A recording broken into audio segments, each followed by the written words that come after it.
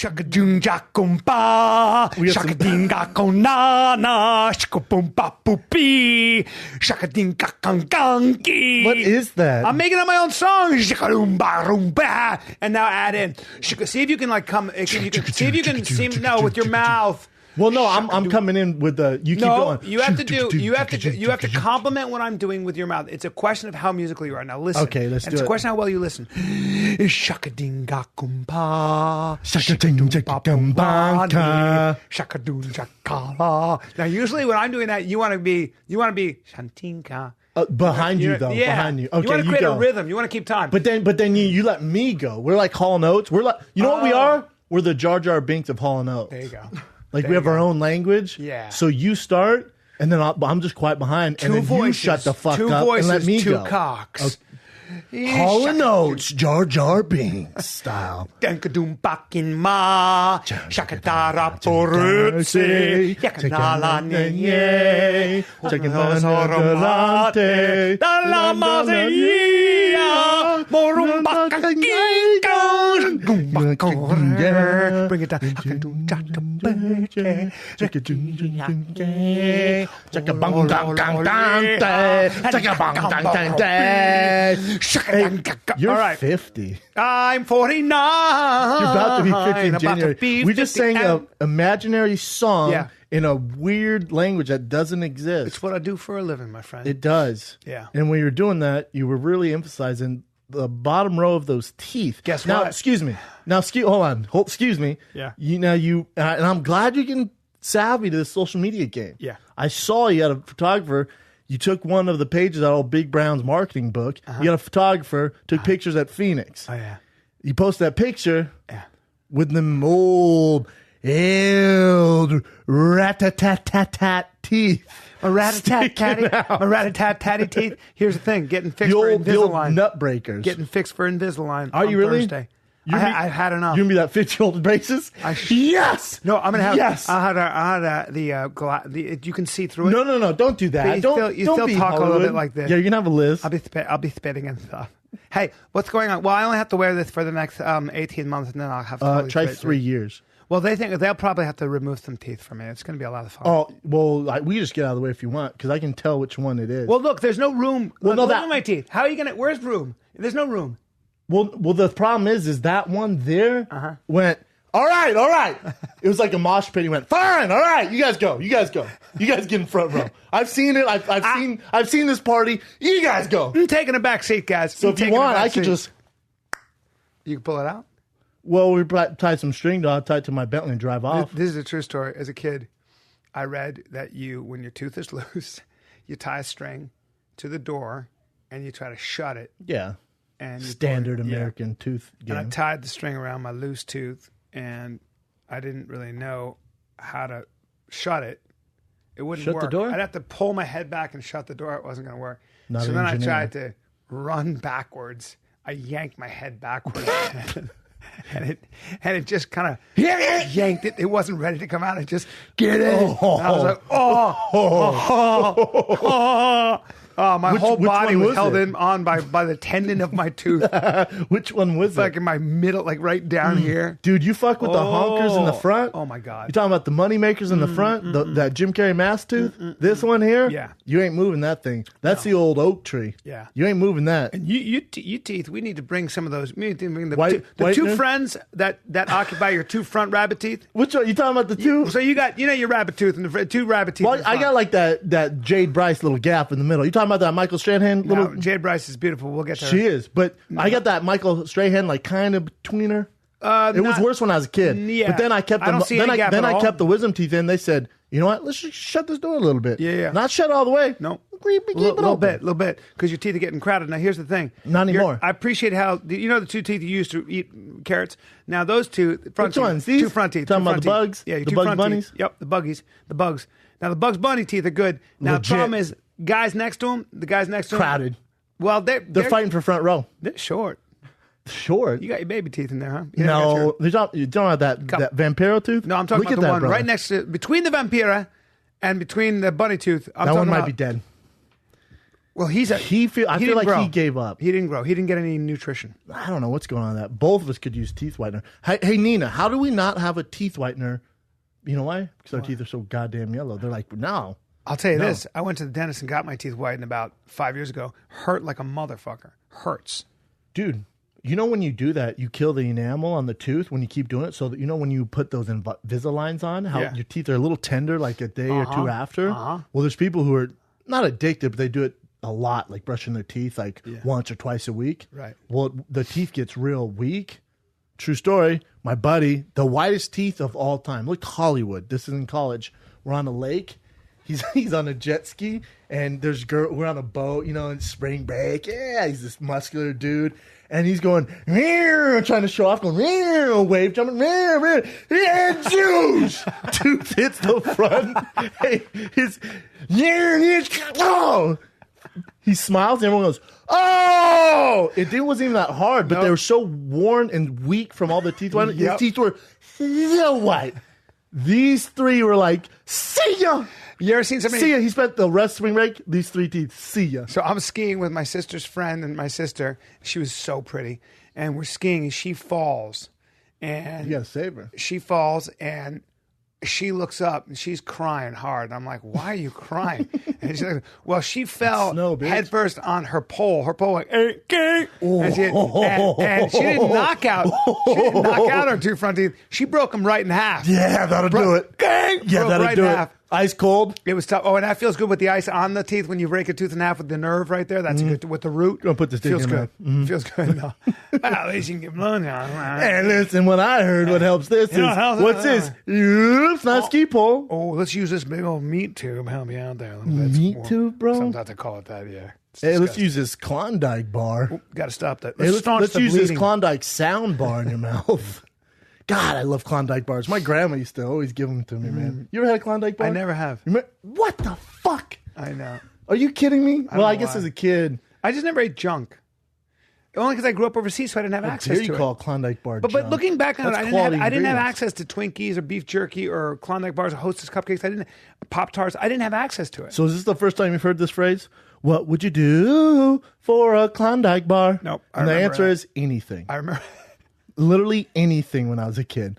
If you had a van full of Klondike bars, if they're not melted and they're the Heath Klondike bars, I'd jump in that van. You do whatever you want to me. Really? You and the weird homies. Really? Oh, yeah. I'll kill a drifter for a Klondike bar. Klondike bar. Klondike, man. Hard on the outside, soft on the inside, just like an igloo when it's full of Eskimos. How was Phoenix, brother? It's just how I feel like you were out there forever. I was out there from Thursday to Sunday. It's a long time. To Monday. Well, to Monday. Just got back. I'm late because I got. Boy, my arm's tired. I tell you this. I'm glad you asked me about Phoenix because I went hiking on Phoenix Mountain. I put in my Waze hiking. It said Phoenix Mountain. I go to Phoenix Mountain, whatever that is. There are fire trucks everywhere. So general. Very general. I know. Very general, by the way. Hiking Phoenix Mountain. Very general. And you were like, that works. And there's all these fire trucks, and I'm like, what's going on? Well, a woman had climbed to the peak and then fell off.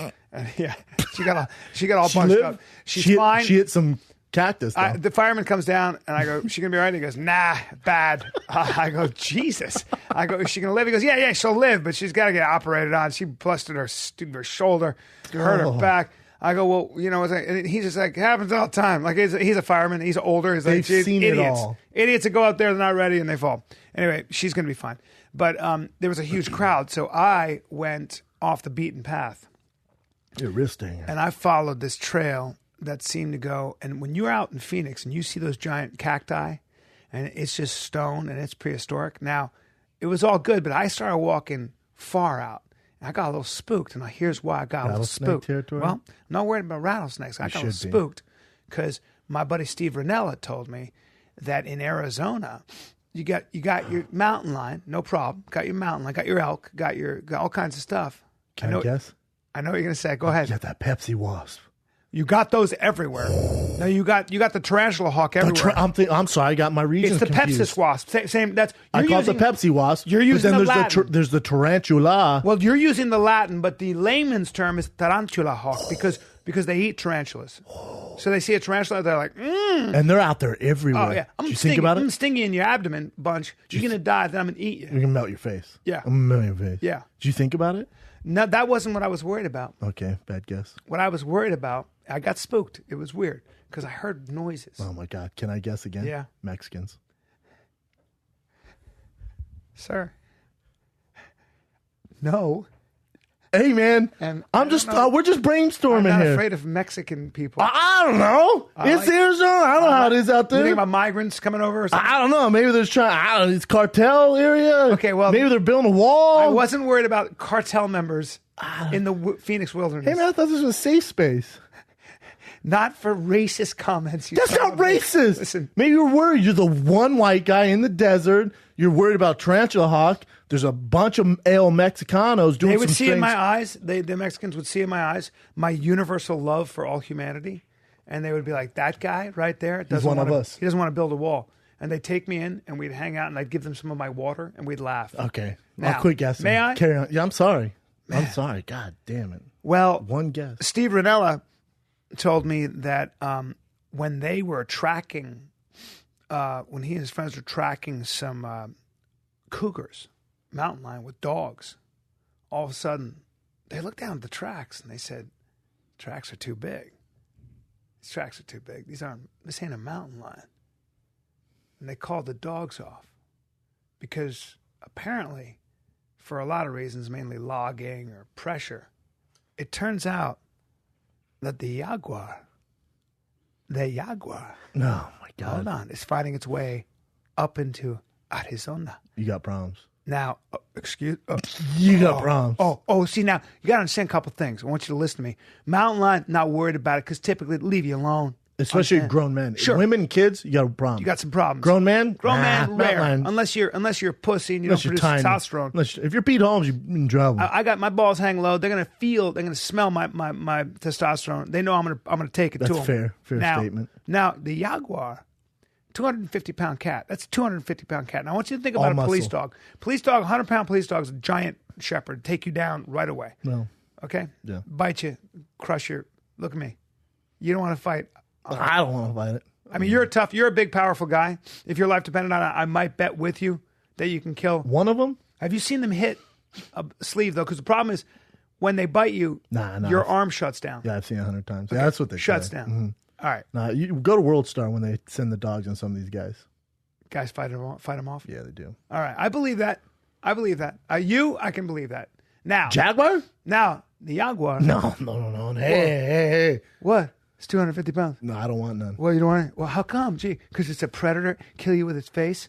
Because it's evolved. Kill you with your face, Yeah, it's evolved to obviously. kill giant animals with its face. And by the way, I hope you understand one thing. You're not going to see it.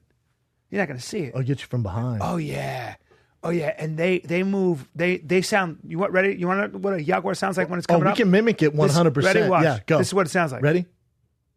Right there. Dead. Thank you. Yeah, good. And Great. you're dead. Yeah, that's perfect. That was good. You're a good impression. 100%. You do a good. Yeah, Let's try it again. Here they come again. Now there's a pack of them. Pack 'em. Ready? Ready.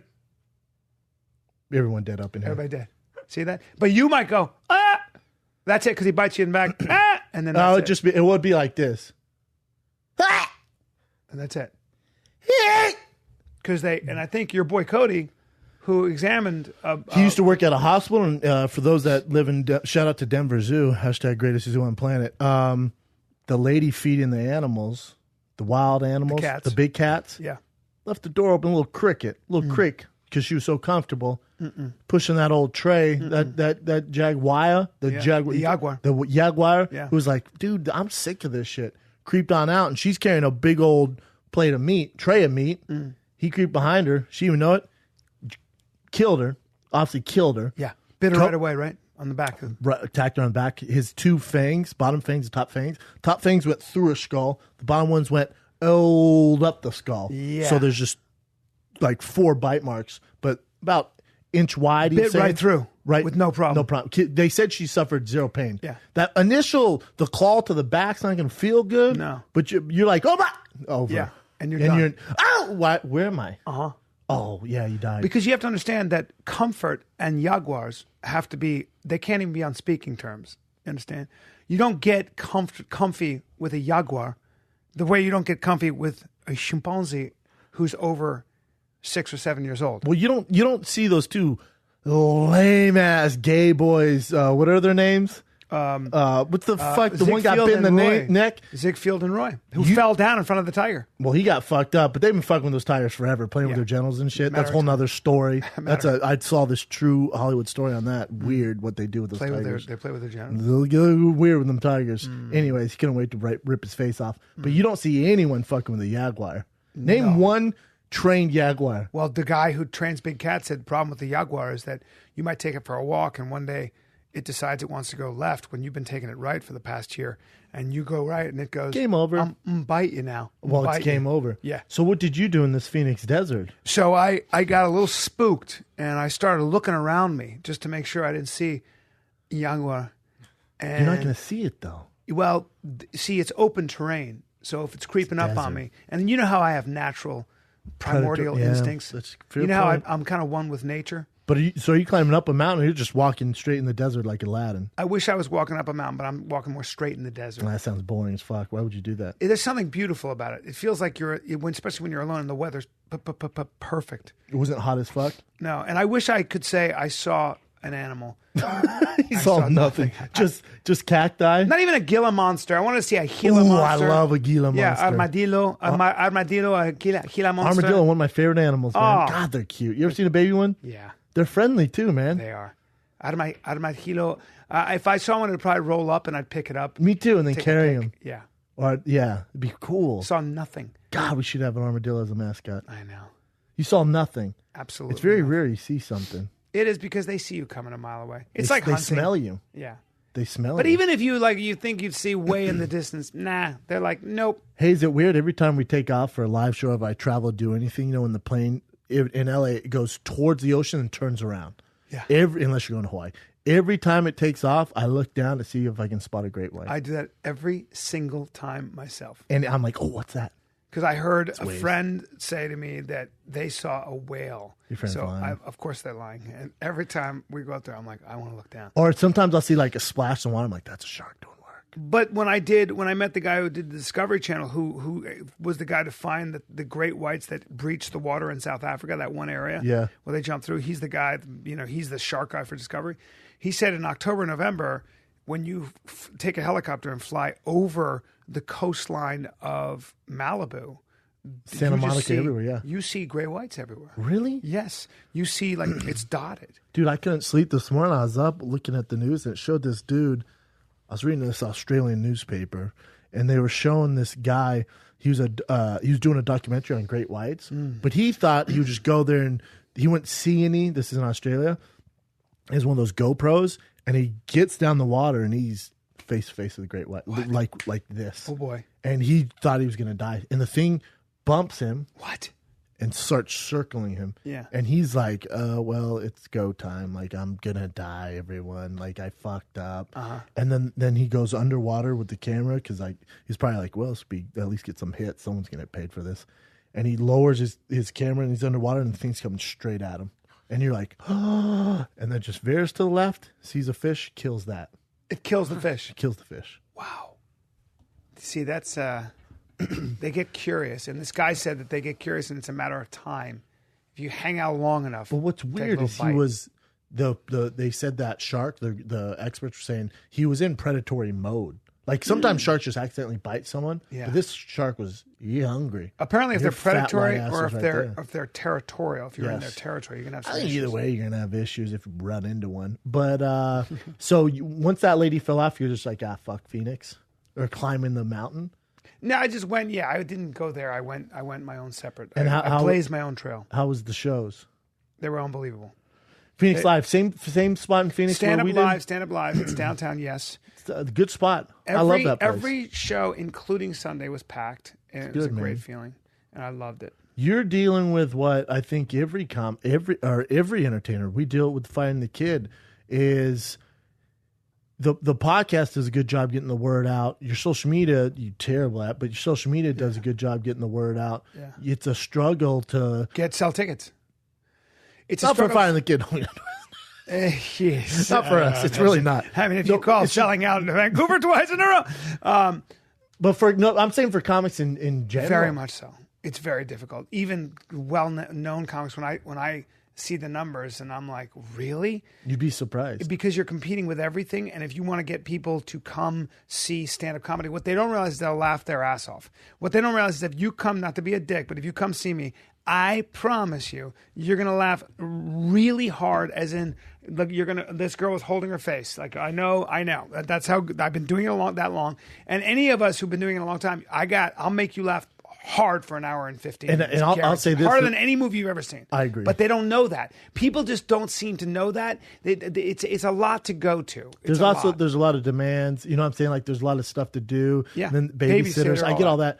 My thing is with you is it's not that it's a tough sell, and you should be selling out everywhere you go. Yeah. I think I don't think video does you justice. Like, obviously I was at your live special and everyone in that room's dying. On video, it's good, but Bryan Callen in person doing what you do is what's going to sell the tickets. I agree.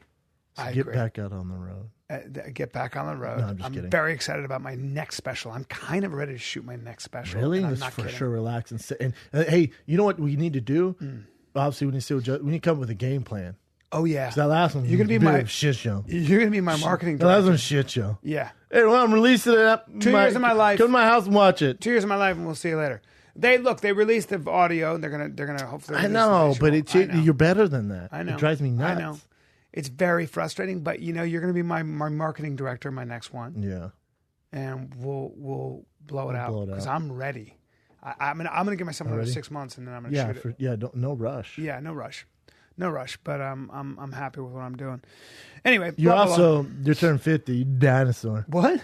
Dinosaur. What do you mean? No, but I'm young. A little bit of a dinosaur. No, I'm young. But I connect with my audience. No, but like if I'm looking at a chart and it's like, oh, Jaguar, that'd be Brendan. Jaguar, kind of young. Sure. Healthy. Sure. And then what about me? In Stegosaurus. What? Stegosaurus. Well, I'm dinosaur. Dinosaur. What do you mean? But I look at my tight skin. I work out. I try to take care of myself. Your teeth are like Stegosaurus. Can I tell you what a man like me at my age can't hide? People say you look so much younger.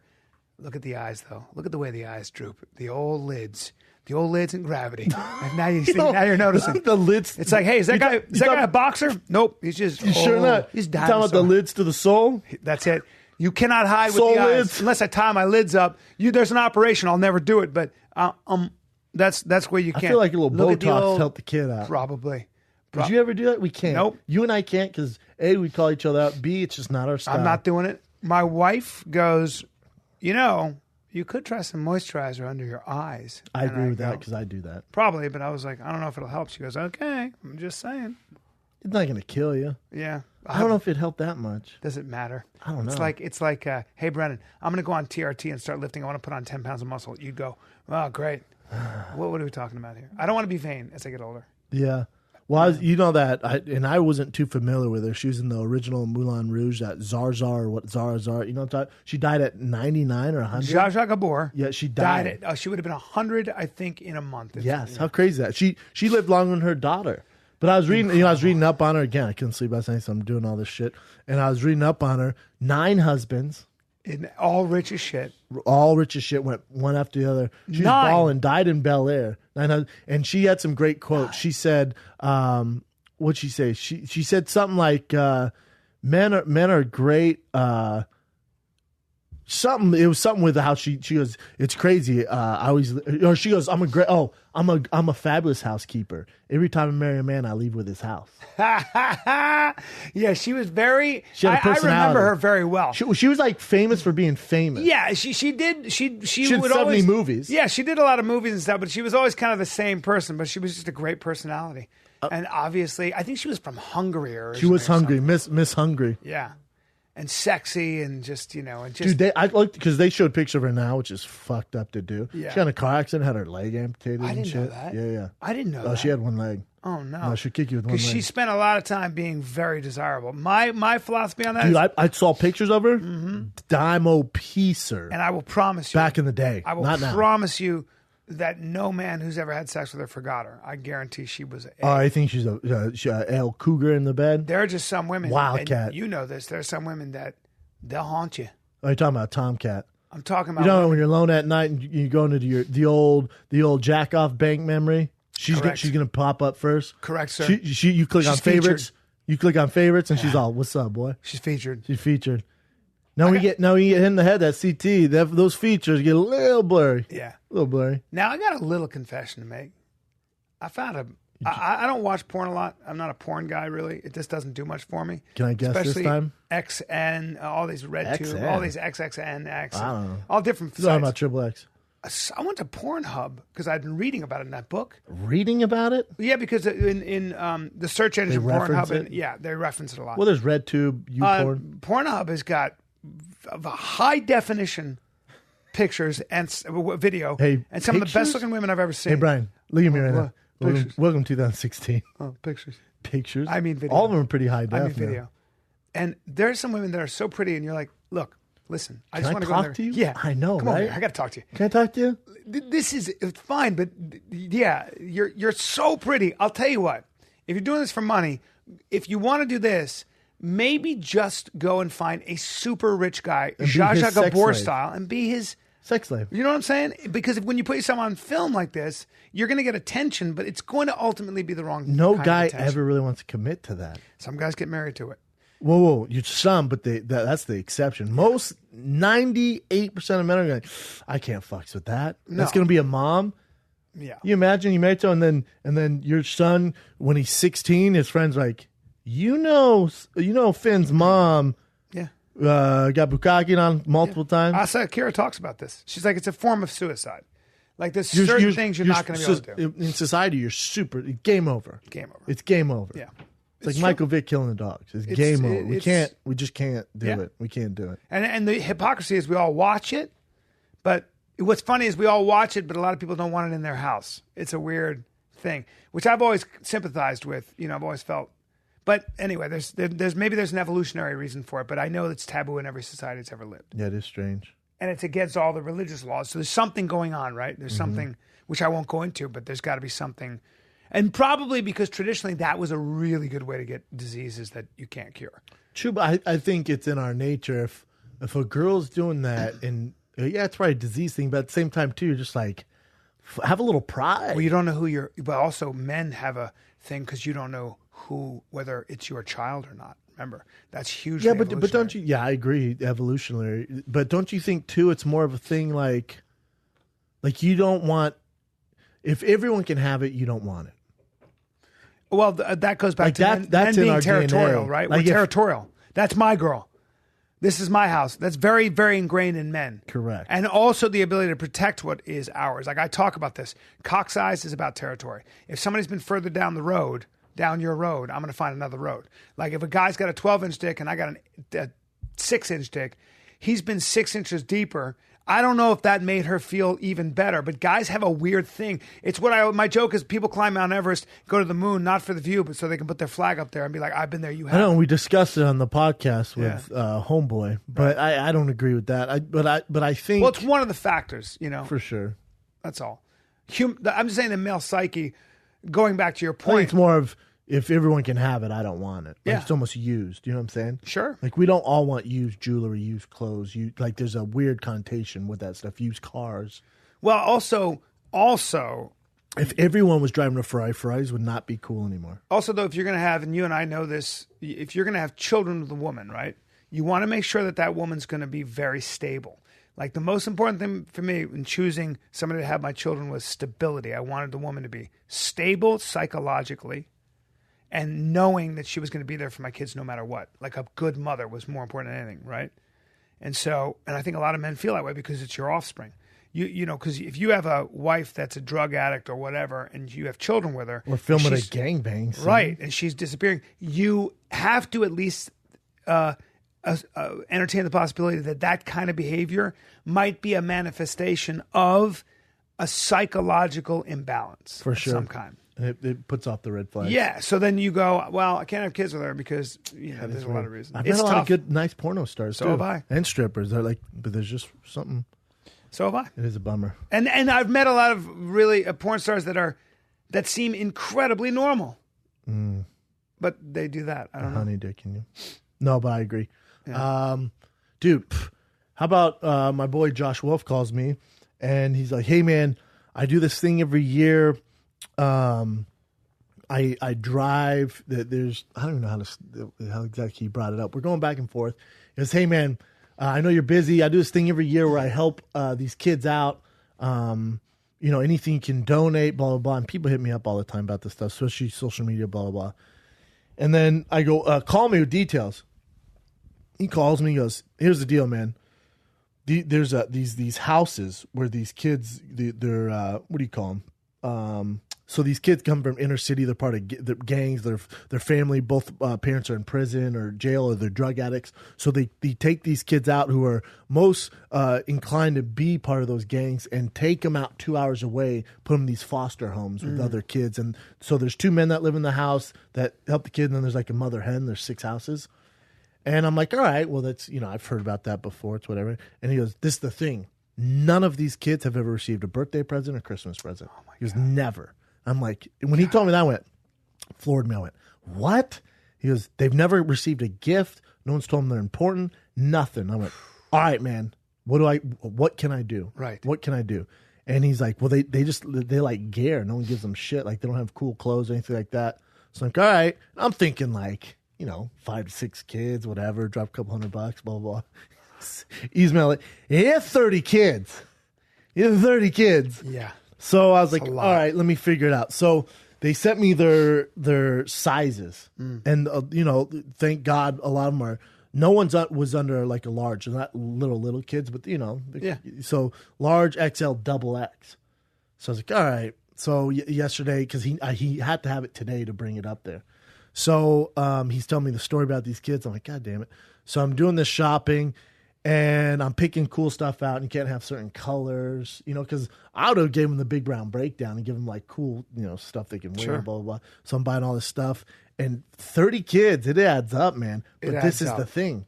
I started to think, and so the larges I can't mess with, but XL and double X, I'm fortunate enough where people send me stuff all the time because they want me to wear it on when I go do stand-up, when we do live shows, on this show, whatever I do on social media. So people send me stuff all the time. I'm like, well, hold up. I could just take a shitload of that stuff because I don't have any companies that are associated with. I call them up and say, hey, send this. It's too late right now. Right. Like I can send it to them next month, but they need it today. Yes. So I just went home and got, probably 8 bags of stuff. These kids are going to be hooked. That's awesome. That's awesome because that's how I feel. I get so many things. I was bummed out, but and a lot of it was, I collect shoes. I'm into shoes. Well, a lot of them I don't wear anymore for whatever. They're brand new. Either someone sent it to me, I've only worn them once, but I'm just a different type of style now, I guess. Yeah. And so I just collected probably 40 pairs of shoes for them. Yeah. Now these kids would have to be a size 13. There's a shitload of 13. Really? Yeah. Big kids. Yeah, big kids. That's beautiful. Yeah. I know. Damn. So, got to clean my shit out. Will you give me? I need that information because I got clothing I got to give them. Yeah, because they want to look like a 50-year-old. They don't wear medium either. Is that right? No, because there's no mediums. What? Yeah, they don't wear your size. They're all bigger. What else are you gonna donate? What are you gonna give them? A fucking Land's End sweatshirt? Pair of dungarees. A dungarees and a like cardigan. That's the thing. They want cool shit. You know what I'm saying? They don't want a dungarees and a cardigan. I put Jordans in those bags. I put some dope fight shirts, some of my own fight shirts. Damn. I put some cool shit in there. That's really cool. Yeah.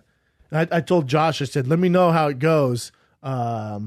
Speaking of fight, but it's heartbreaking, man. That stuff. Heartbreaking. And to me, that's what I was thinking about on the way here, like, we need to do something next year, like a fundraiser, a dinner, or a stand-up show where we take the money and whatever and people donate and we do something with that. Well, because gifts I could give 2 shits about. I don't need anything. No, you want to create inspiration, man. We got to do something, man. So they always say that instead of buying material wealth, right? So when you have money, they've done study after study where there's so much more satisfaction. If you buying a car or buying a piece of jewelry is one thing, but buying experiences is more fulfilling, right? Yeah, but it's not about. That's not what I'm trying to say. Yeah. What I'm trying to say is this: is that with charity, like it's one thing to buy them like shirts, like you said.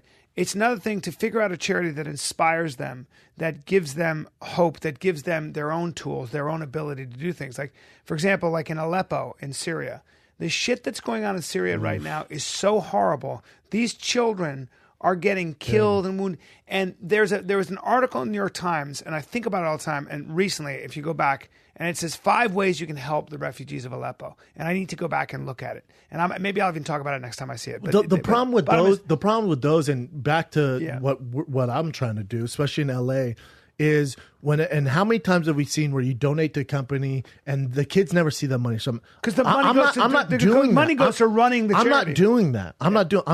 I'm gonna link up with these kids that I can physically take myself and give them whatever we're gonna get. And so if they never have gifts or anything like that, the Aleppo stuff, terrible story. But as far as what we can control, what we can do, that's what you need to do. Well, that's what I'm saying. So you want to start a charity there where all the money, all the proceeds or whatever goes directly to those people in need. And more importantly, where I'm physically taking what we've raised or whatever and delivering it to those kids. That's right. There's no middleman. Because the biggest problem shadiness. The biggest problem with like things like the United Way and stuff like that is so much of the money goes to running the actual organization, and very little of the money that you donate goes to the actual people. Not about that life. That's what I told Josh. Josh goes, these bags, I'm physically leaving tomorrow morning. Me and my son are driving up there, dropping off at these houses, and we'll be able to see them get the stuff. Awesome. I said, cool, I'm in, man. Mm-hmm. I'm in. Mm-hmm. Yeah, we need to figure something out. I'd love to do a charity like that. Figure something out. For next year, yeah. Mm-hmm. We could definitely do something like that. Yeah. We'd have a lot of support, too, from our friends. And no doubt. It'd be a good question is we have to sit down and think about what would be a good charity. What makes the maximum amount of difference? Well, how many people, remember, like there are the majority of prisoners, I don't know the stats, but the majority of especially violent criminals apparently in our jail systems come through the foster care system. They were kids nobody gave a shit about. See, and that stuff is great, and that's a whole different animal to attack as far as changing that whole demographic and that that subculture. You're talking about kids who on Christmas never have received a gift. Get them gifts. Yeah. You know what I'm saying? Like you're not putting in the time to make that kid's life different as far as whether his parents are in gangs, something like that. You know what I'm saying? So I think a lot of these foundations I see in charities like, oh, we're doing this, you're really not doing shit. What you can do on yourself is if we raise this money and bought them whatever, give them some self-esteem, like somebody cares about them. You just make a difference, whether it's just for that day, they feel special for that day, but you're actually making a difference. You know what I'm saying?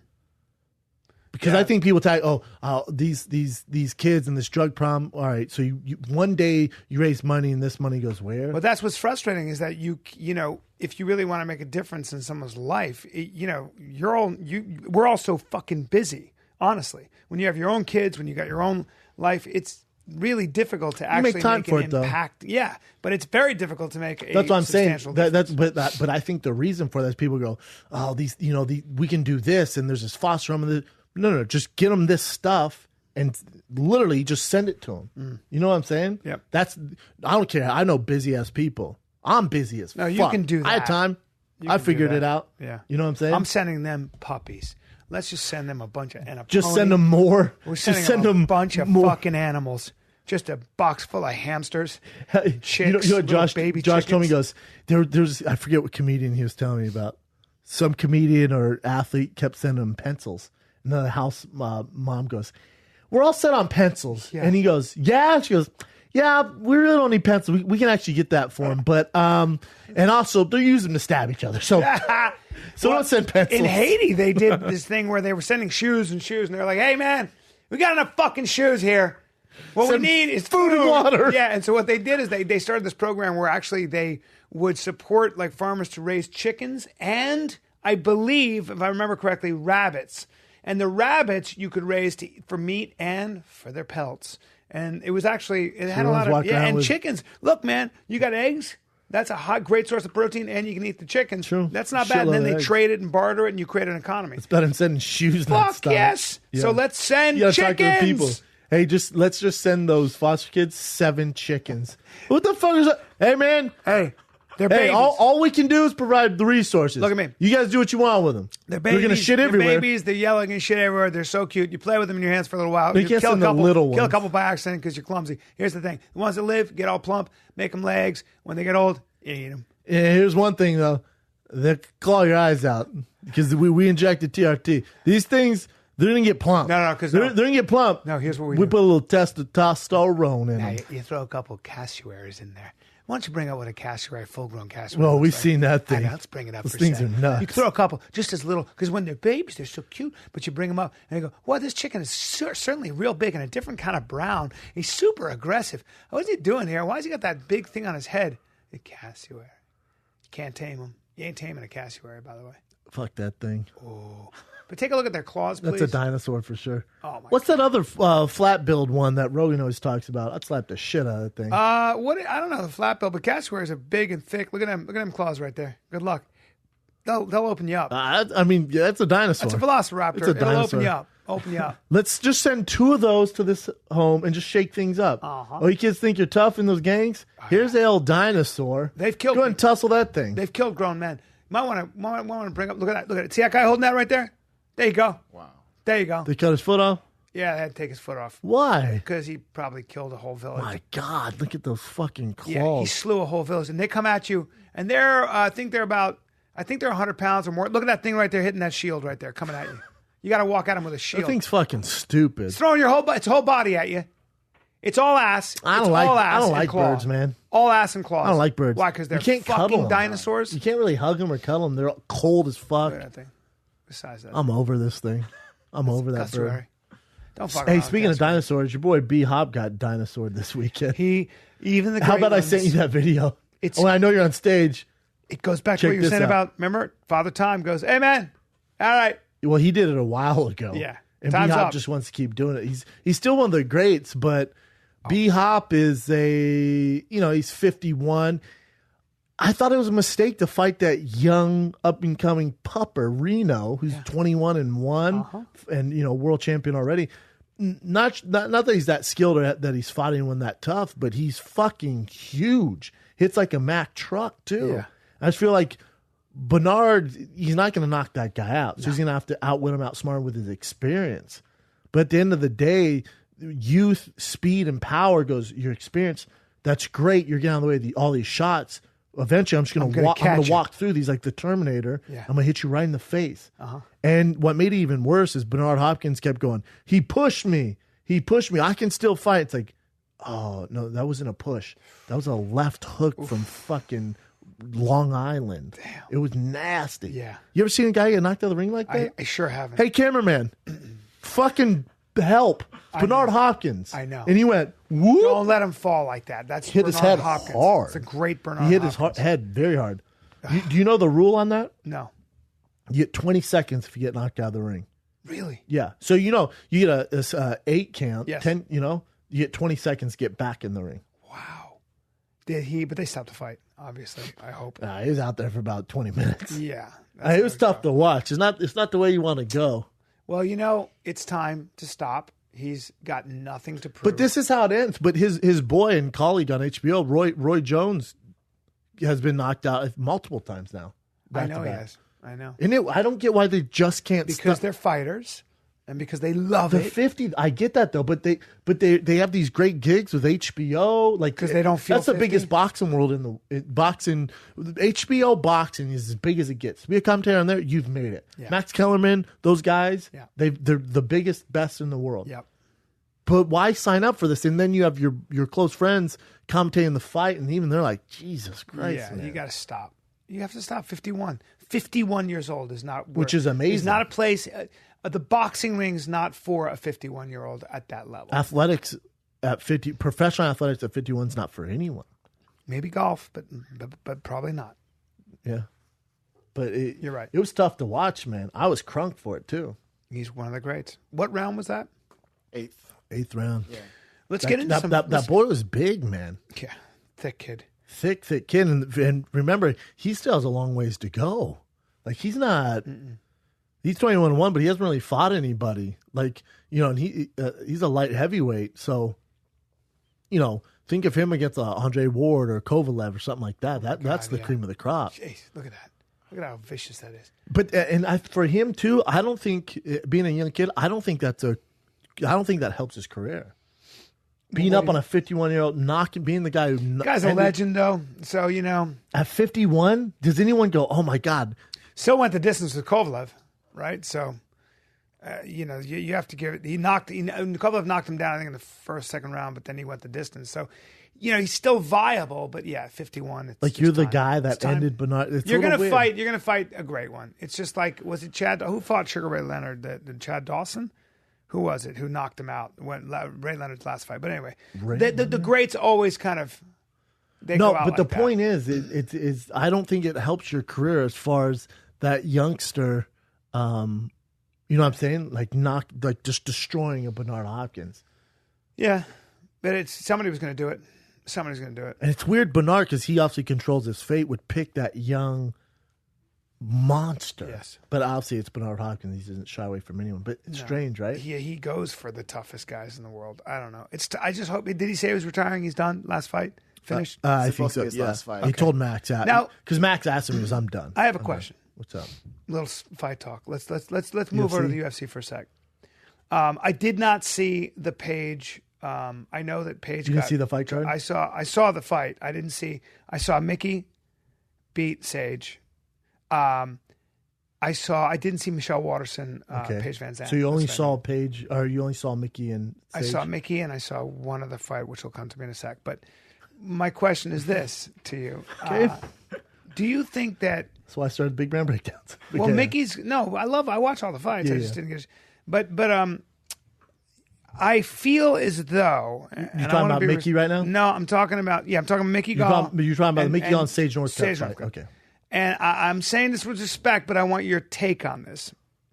I feel like, is it fair to say that Sage has a little bit of a heart issue, as in could have fought Mickey Gall off for a little longer, gives up. I know he got caught in that choke, but I think that's always a weird argument. It's like, and the thing with Paige and stuff like I said strike up the She's So Tough band, because that's like, if that's your go-to, if that's you're gonna let somebody choke you unconscious. Yeah. But I've never understood that. Like, okay, so Sage was legit. He was caught in the choke. Mickey Gall's a legit brown belt. Legit brown belt. The commentators give him a little too much credit when it comes to jiu-jitsu and stuff like that, but you're caught, man. So it's very strange to me when in a rear naked, it's over, man. So people that's for sure. But people are like, he tapped his. You want him to go to sleep? It doesn't make him any less tough. See, that's not what I'm talking about. I'm actually talking about more. When you say heart, and the other thing is when they go, the knock on Sage too, when he got caught in the head and arm, that's a different choke. He could have fought that more. They said he was on antibiotics, especially for his throat. So that's the argument there. That's a different choke. The rear naked. I'm not talking about that though. That's actually not what I'm asking. Because I think when you get caught in the rear naked, you know, right? So he's gonna. I know, but you just said, is it true because he tapped? What early. I'm saying is that when Mickey Gall got his back, and he's fighting for, you're fighting hands here. You're in this hand fighting thing. My feeling is that there are certain fighters. Now it's tricky because I don't know how good Mickey Gall is. He's very good at taking your back, but there are certain fighters that come hell or high water are going to keep hand fighting, and they're not going to let you get that position. That's tough, B. That's what I'm asking. You're asking, what are you asking? I'm wondering you think he gave him the choke? I'm wondering if he is. He's not experienced. But this is the other thing, that fight, I'm a bit out on this. That fight as a co-main event on Fox has no business being there. Okay. No business being there. Right. You got a guy who's 3-0. You got Sage Northcutt, who, came off Dana White's show. He has so much more to learn. Right. And so that happens. When you're 3-0 and the other guy's 8-1 or whatever the fuck that's going to happen. It's happened. Both of them are going to be really good fighters. Neither of them have any business being a co-main event on Fox. Because they're just too young. They're too young. They both have, enough. like, Mickey Gall's stand-up is so amateur. It's not even funny. Sage Northcutt has a lot of the tools. He's athletic. You can question his heart. You know what I'm saying? I can see how people question it. When he was coming in, he was getting caught. A little bit, but again, it's just them being overzealous, and it's not that he doesn't have the skills stand-up-wise, but he doesn't have a lot of experience in the UFC. Young guy. How old is Sage? Really 21, young. 20, 21. They're young, but so that's what you get as a co-main event. Right. And that's fair. But this is the problem with the UFC is this day and age, this ship is not headed. It's not going to give you the best product. Does that make sense? Yes. So the two best fighters are not fighting as the main event anymore. Right. The two best fighters are not fighting as the co-main event anymore. Right.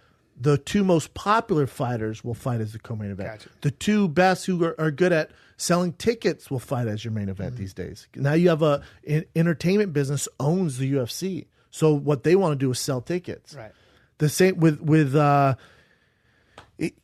you're going to see CM Punk fight again for this reason in the UFC. I guarantee you. See Really? him. And you see him creating these belts because they have this huge debt that they have to pay off. Yeah. So Paige coming from Dancing with the Stars, Paige has no business fighting a woman of Michelle's caliber. Really? I didn't know that. No, and Because she's ranked higher. Paige, Michelle Waterson's been doing it way longer, has more skills, was a world champion in another league. Like they're not even comparable. Wow. But the media gets honey-dicked, and the UFC goes, okay, Paige is very good looking.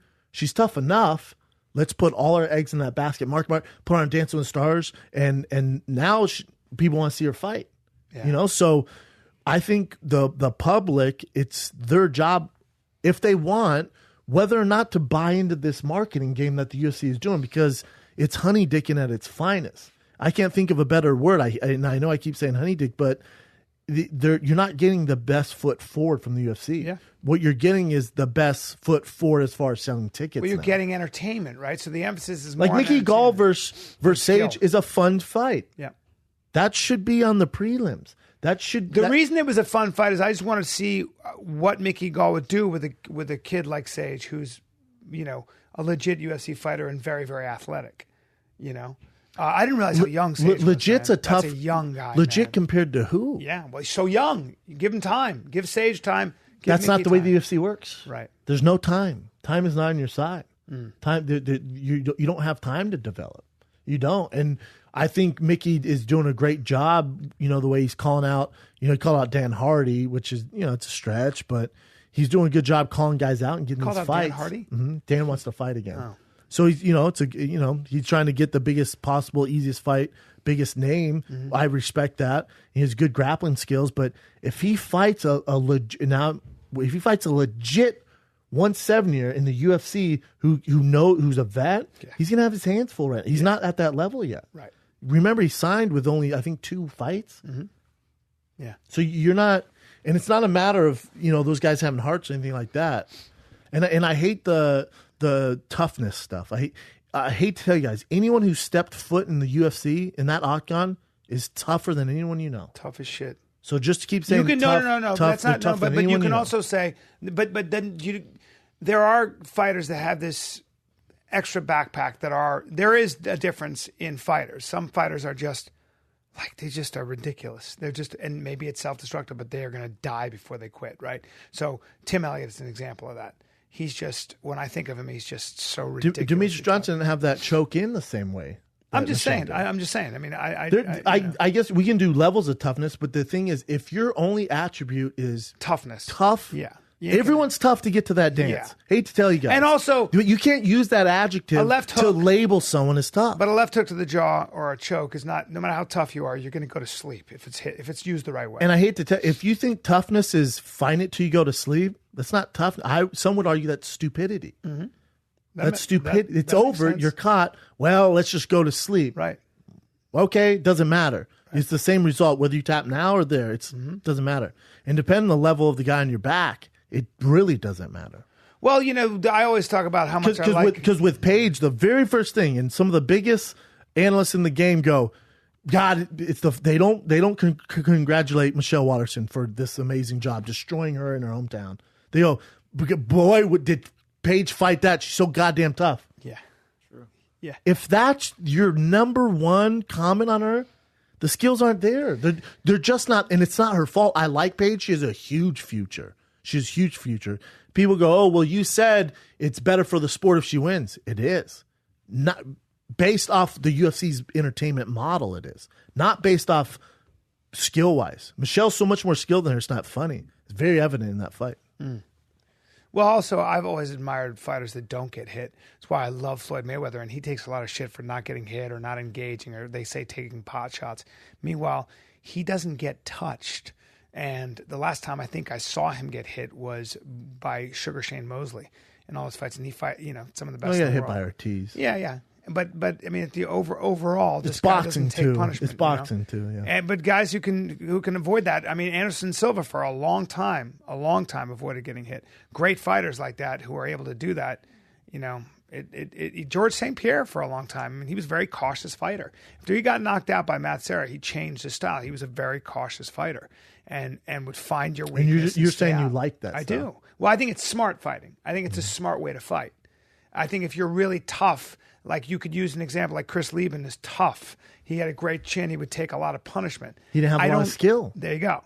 And I don't. And he was falling back on the fact that he could take 60 punches in a fight. And St. Pierre can do that stuff. St. Pierre can do that stuff. Well, he had to. He took 855 punches to the head in his last 4 fights or something. They did some tally. It was outrageous. But he was like, you know what? I'm a cautious fighter. I'm taking these shots in practice and in the octagon. Not good for me. I'm forgetting where I am. Fuck this. But also at the end of the day, those smart fighters, your probability of going to that you're going to win goes up when you fight smart. That's all they care about is winning. Sure. That's literally all they care about. Good defense, not getting hit. I know what you're saying. I know what you're saying, because what tough really means a lot of times is we want to watch somebody self-destruct for our entertainment. That there's something. But just a weird. It's just a weird kind of disclaimer. Like, I love Paige, man. I think she's doing great things in the UFC. But if the best word we can use to come up with is tough, yeah, that's a bad sign. Uh-huh. And everyone does that with her. Everyone does that. But whenever I hear, God, she's really tough. God, he's tough. I'm like, you're watching the best mixed martial artists in the world, the best. It's like when you watch swimming, you go, boy, these guys can swim, man. God damn, they can swim. You watch basketball. God, can you believe these guys can jump? Mm-hmm. These boys are athletic. It's the NBA. Every single one of them are athletic. There's something dramatic about fighting when your face is, when she was fighting Rose Namajunas and her face is completely bloody. She just keeps getting up and getting dismantled, outclassed. Yeah, right. And so what people do is they go, I like her. She's tough. She's got grit. That's all we can say, right? Not that she has skill, but it's kind of what we do. I'm saying it's a bad sign. Right. It's a bad sign. You don't want to be a fighter where your attribute after the fight is that guy was tough. It's kind of like, hey man, he didn't score a lot of points, but he hustles. That guy hustles. He hustles on that court. That's when you know you're probably not. Or it's like with stand-up, people tell you, he'll get up there though, man. He's not scared. That's what Bryan, you'll say. Or I'll hear people go, dude, he'll get up there though. Yep. You get up there, dude. Hey, listen, you're up there following your dream. This guy, look, you know what? I'm glad I came, so I can never come back again. How funny I'm glad is that? I came, so I know how bad you are. How weird is that? Glad I came. Yeah. It's a natural human thing to want to say something, right? Not on Twitter. The girl not has on Twitter. The girl has especially if you get paid to be an analyst. Right. Not on Twitter. Yeah. If your face looks like an elephant, you have a nice hat. Well, like toughness to me is a guy. If you want to talk about tough, you look at a guy. Again, they're all tough, and then there's a guy like Roy Nelson who has the skills, but that we don't need to acknowledge he's tough, right? Because he has a world-class right hand. He has a world-class ground game. Yes. He has good footwork, good head movement. We don't look at Andre Ward and go, boy, is he tough? No, we know that. Yeah. He's an Olympic gold medalist. Right. It's kind of, you know what I'm saying? Yes. You're right. That's a good example, actually, of a guy gets knocked down in the second round by a vicious, I think it was left hand, right hand, and he gets back up, smiles, and then by the end of the fight, you can make the argument he's winning. Yeah. Close fight. Hopefully they fight again. I gotta pee so hard again. I've been drinking this 40. What is it? 49th parallel. 49th coffee, parallel. Some of the best coffee in the world. Right? Isn't it nice? Yes. Shout out to Vancouver. Yeah. I'm gonna piss hard. Piss hard. And maybe you should come brush your teeth. I'm gonna come help you. All right, let's do it. Somebody's been drinking the Patron. Interesting. Let's do some current events. Some current events. I have to pee bad. That's all right, before we do, are you excited for Christmas? Yeah. Are you? Or are you guys gonna? You guys aren't going to Bora Bora? Yeah. Get that rich kid lifestyle still. Yeah, Tahiti. The whole family's going? Yeah, my dad's paying for it. I feel like that's not Christmas. Hey, my dad's paying for it. Really? All you guys? Going to Brando Island, very exclusive island where apparently Leo DiCaprio has been 3 times this year alone. That's always weird when people tell me that. Yeah, but I don't give a fuck where Leonardo DiCaprio's been. What that means is it's going to be super, super remote and exclusive, which can also mean it can be very boring. But also, Leonardo DiCaprio needs privacy because he's Leonardo That's what DiCaprio. I mean. So maybe it'll be he's bringing the L correct 4 train with them. Correct. And it's a great time. Correct. You're there with family. But your kids are opening gifts, staring at the beach. I feel like that's like Well, no, because because we're going to leave Christmas night, so we'll have New Year's and Christmas. That'd be there. good then. Yeah, that'd be good. cute. Yeah, you know, I mean, You've never been like the holiday type No. of dude. Have you bought one gift yet? I sure haven't, Brennan. Not one. Not for you and not for anybody. And don't expect Friends don't get friends gifts. Like, Thank don't you. put that I pressure don't on need, me. Yeah, I don't need anything. I'm all You know set. what I mean? Anytime we need Go ahead something, and get me something super thoughtful. But the point is, you know what? Buy me Justa today. what after would you we're buy done. me right now? Like if you had to, I'm going to count to 10 and you have to buy me something and it better be expensive. All right. It's got to be at least, it's got to be no less than $500, no more than $2,000. 1, 2, I have 3 3, things: 4, teeth whitener, 5, Gucci loafers. 6. Fuck you. I would 7. these nice Why? all black because they're great shoes. All right. That's not bad. Yeah. 7. Probably get you a cool sports coat from Boss. All right. That's good. Yeah, I'm a pretty good gift giver. There you are. Jesus, Yeah. you had those off the top of your tongue. If I see some Gucci lovers, I'm going to freak out. Size 10.5. I'm going to freak out. No, I'm you don't know how to treat them. 40 regular jacket. I'm going to freak out because they will sit in my fucking closet forever. Yeah, you will never wear that stuff. I just wear what I wear. You wear what's comfortable. Look at my shoes. I'm wearing combat boots. I'm excited for my son. Well, he's not even 1 yet, so he really doesn't know what's going on. But as he gets older, other than that, I don't really give a fuck about Christmas. Kids make I know it's Christmas weird. fun, though. My kids are so Still, it excited. gets me crunk because that Christmas blend at Starbucks. Not to hate on 47 Coffee, I just love the Christmas blend, man. I'm that guy. Not a Starbucks fan. Nope. What, you've changed? No. I've Hey, always been I that love way. this. I love this. Is my favorite. This is my favorite. People who hate Starbucks are the same people that Paige is so tough and they burn their beans. I'm telling you, man. do. They burn their They beans. do, and I'm you one know, of those and they do guys. it for the masses. They burn their beans. They do burn their beans. I hate They that. burn. They burn their beans. You know what? They burn their beans. They burn their beans, and it's terrible Is there- coffee. but the thing, one thing starts They where burn- one person says it, then everyone jumps. They do. You know what? Well- I can taste the burntness. because they got to put. Most of the customers put a lot of sugar and milk. You got to be able to taste the coffee. You got to burn the beans. My beans. I like tasting the beans, not the roast. Isn't it weird though? I taste the beans, not the roast. Like, think for yourself. I know you heard someone say they burn their Nope. beans, Nope. but now, are you really a coffee connoisseur where you know? I am. You are. You Yeah. are. But you're a piece of fuck. But you know what? We've had the Clover Press. That's good. And you go, this is great No, coffee. no. Their reserve blends That's are as good as it Starbucks, gets. silly. Their reserve blends, very good. That's Starbucks. Yeah. The Clover. It's true. That's that when I see that Starbucks has a reserve shop, I'm in there getting their coffee. A lot of them do. That's nowadays. good coffee. It's great coffee. Yes, yes. And then the other thing is, Yes. they have this new mug, and they almost got me with it. It's a digital mug. Check it out.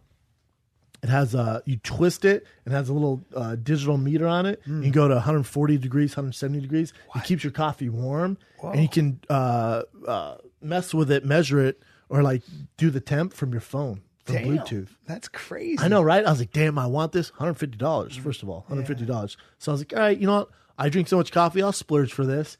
Yeah. I get in person, about to purchase the thing, had them set one to the side for me because they're selling out everywhere. Set to the side. Why have the Bartista's number? I'm not sure. Check it out, though. They set to the side. I get there. It only holds 12 ounces. That's a problem. Get the fuck out of my face. Big problem for me. And they go, that's a tall coffee. I went, well, that's an issue. My tall coffee doesn't get cold because tall coffee. It's like a shot. Yeah. So it needs to be bigger. A tall. Huh. I know. Yeah, 12 ounces ain't enough. I almost bought it though. I need 16. You have 16. I like big mugs for my coffee. Me too. Yep. A big old hearty mug All right, let's do some current events. with a thin lip. A hearty mug with a thin lip. Like a thin lip on my mug. Like, hey, 49th parallel. The mug too small, man. I said send some mugs. Hey, love the coloring, love the design, Yep. love the artsy feel. That turquoise, You know what? that though? taupe It's a designer dope. coffee, so you might want to sip a smaller. This is a refined coffee. dude, you just said you want a big lip I know, mug. but I've kind of changed my mind on You the got a 49. jellyfish backbone. I know. I don't have one. I'm just saying, all right, make it taller. Make it a little taller. It is a nice design. Isn't it nice? I like the Yeah. color. So do I. Turquoise. I love turquoise. I don't have any coffee in there, but I'm going to pretend. Good. All right, what do you got, Jen? Let's get the sad, messed up news out of the way first. Did you guys hear about that tree that fell in a park during a wedding party? This is in Whittier, California, right? Yeah, it's local. There's been a drought, and the tree might have been like, "Don't need this arm. I can't feed it water anymore." Now, was the woman? She was killed. No, Jesus. so The mom was. the mother of the bride was killed. They found out. So terrible. Happiest and saddest day of her life. Well, this is the thing is, yeah, how's that work? So do they, I'm not even trying to make light of the situation, but you have to. So do they like celebrate their anniversary? Because if someone came to you and went, here's the thing, and I've been waiting to get married forever. It's going to be the best and the worst day of your life. Best, you're marrying your life partner. You guys are, you're in it. You're finally getting that ring. Your mom's going to have to die though. Who would agree to that? I wouldn't. Now, here's the thing. How dare you? No. I just realized that joke? was a pun, and I didn't mean it. Here's the thing. 4-year-old girl was also left critical. That's a fucking tragedy. But she's fine. She is? She's coming back. Yeah, she's on. I think she's fine. Okay. I hope so. But it's the older mom. The mom died. I saw some pictures.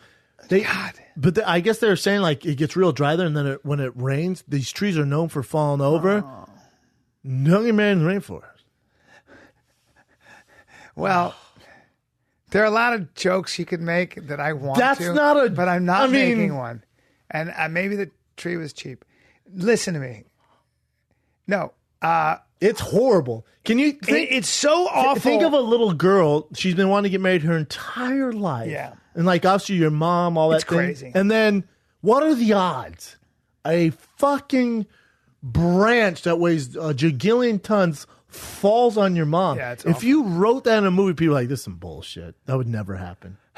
It's such I can't watch the video because it'll totally depress me. But also, it's one of those things you read about and you go, that's kind of the unthinkable, right? It's your wedding, and then sometimes in life, the worst thing happens. Well, freak accidents. It's you go on vacation with your whole family and they all die from lightning or a shark eats your mom. The wedding planner demon wasn't like, this is silly, but I just need to tell you this.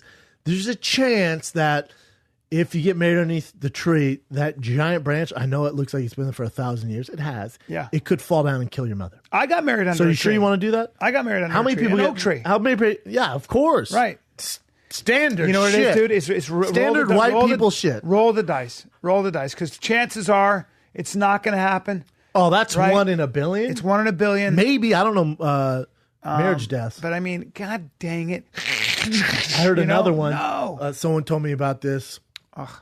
Dude, it's not funny. It's not funny. Why are you? Because it's just like, God damn. Why do we? Life is cruel because check this out. Why do we laugh? These like you don't. Of course, I hate when this happens. So it's terrible, but like homeboy just got married and then was like, when they're like just married and he just bought a brand new, someone gave it to him a Dodge Viper. Yeah. And jumped in the Dodge Viper with his lady. It was like, just married. See ya. These things are fast. Oh no. Douche. Ran to a wall. He died. No, he didn't. She survived. Well, God damn it. I hate that stuff. Because that's what happens. He didn't put a seatbelt on either. It doesn't matter. You're in a 600 horsepower, 600 torque car. He didn't know. And you went from the 97 Eldorado and someone's like, hey, here's a cool, dig this. And he's like, oh, cool. But it's, look, and I'm not going to try to make fun of anybody for dying because it's terrible. But there are some people, and we all have friends like this, that are, and I'm going to use the word, spazzes. And sometimes when you're a spaz, spazzes shouldn't drive Dodge Vipers. But everybody, all of us have that friend who's a spaz. Like, I'll see you later, and he trips and falls on his face. There's always that shit where you see the guy, he picks you up and he drops you by accident. You're all fucked up, and it's always something. But I wouldn't say that's like obviously in this situation, the tree. There's no spaz there. This guy in the Dodge Viper. I mean, I don't think that's a spaz move. Dodge Viper, especially if this story was back when I'm thinking, they were the number one car of that magnitude to crash all the time because people don't know how to deal with the torque of that power. Yeah, the speed. It's just so much power. God, you know what I'm saying? Ran into a wall and died. But you know what's funny about crazy that? eyes off Mr. But Deeds. what's funny about These that? things are fast. But what's funny about that as a human being is what you're laughing at is, I'll see you later, best day of mine. Yeah, Kadoosh dead. I always do that. I go, man, this is a great time and straight bullet dead. I mean, That's what we're talking There's about. humor in it. Yes. It's catastrophe sick as it is. There is something comedic about it. Wedding, perfect music, and bye bye mommy. I'm not being. And by the way, I'm not trying to be. I'm not making light of somebody's tragedy, and I'm not trying to be. I'm really not. But what I'm saying is that as a human being, there is humor in that because it's so outrageous that you're left with. Life makes no sense. Like you're left with the idea that how the fuck do I make sense of this? And when things don't make sense, sometimes you laugh. I mean, really. I agree. Right? I mean, and especially the sort of vast and violent contrast of the perfect day of your life. No, I get it. Well, you're trying to dig yourself out of a rabbit hole. No, I get it. And you're a terrible person. What did we laugh about? Photographer, bride and groom in some tropical island. The bride and groom go out to take pictures in ankle deep water. Okay, all of a sudden, and she just gets sucked into the abyss. She gets sucked under the water. What happened? They think she stepped on a fucking stingray. It hooked her like between her Achilles heel and her ankle and swam because it was giant and terrified. And she was like, hey, and she in the old fucking dress just disappeared. That's like, funny. That's funny. It's not. It's a tragedy for them, but for us, it's back a little further. Is this good? Yeah. Let me. There you go. And then as a husband, you're like. Right. The fuck just happened? Right. Oh, this is what happened. Your wife, your newly wife, I know she's been your wife for about 30 seconds. Listen, she stepped on a giant stingray, and unfortunately, his stinger goes up like this. She stepped right on it. He went, human, see ya, and boom, into the ocean. They never saw her again. He didn't mean to. And they never saw her again. He didn't mean to. Right. She crushed his back. And he went, the happiest moment of her life, she's taking pictures with her man. It's amazing. Tropical island. Today, like that. It's a good way to go. It's also that we make plans as human beings. We make plans. We all have plans. That's on your plans. And sometimes they're just like, you're going to be sucked to the abyss by a stingray. Death by stingray. Oh, it's going to drag you there. You're not going to know what's going on. The fuck it. Hey! That's what happens. But it was just like, again, good way to go. Yeah. I suppose. You know what? Better than a car crash about this mother who watched tree. her daughter, in a way, happiest day of her life, right? Watching her daughter die. Now, let me ask you a question. Terrible, and I'm so glad that 4-year-old's okay, but other people are injured. So I hope all of them have a speedy recovery. But let's take a look at this for a second. The mother dies that way. Terrible tragedy. She could have had pancreatic cancer, a brain tumor, and died in a very slow way too. And lived like 30 more years. The only way to look at it is to look at it like I don't know. You got to go at you're least. A bad person. No, it's all good. It sucks. Yeah, it's bad. I see what you're saying though. She got to see her mother or her daughter. Yeah, the happiest day of her life. Yeah, so it sucks though. Ruins the daughter's life. I'm worried though. about that little kid. So the little kid's going to be all right. That's what I heard on the news today. Oh. Hope so. But dude who died by Dodge Viper, and then the lady that died by Stingray. Well, there's so many of these where the guy he's got the shotgun. You know that story with the rattlesnake, and he crushes the rattlesnake's head with and the rattlesnake wraps around and pulls the trigger and blows his head off. Is that and true? Part of his face, his buddy's face. They got all these awards every year for the dumbest people in the world. Well, and how they dumbest deaths. Die. Yeah. I mean, they're dumb. Well, how about people who died taking selfies off a cliff? And this isn't being racist at all, Chin. Tell me if it is. Statistically, it's more Asians than anyone. They take a lot of pictures. They're usually like Chin's got a camera. They're usually throwing out the peace sign. I'm taking pictures right now. They're usually like throwing out the peace sign. Yeah, train. Yeah. Or like, oh, check it out. Topanga Canyon. Yeah, oh God, I fell off the edge. That's right. That's how it goes. That's right.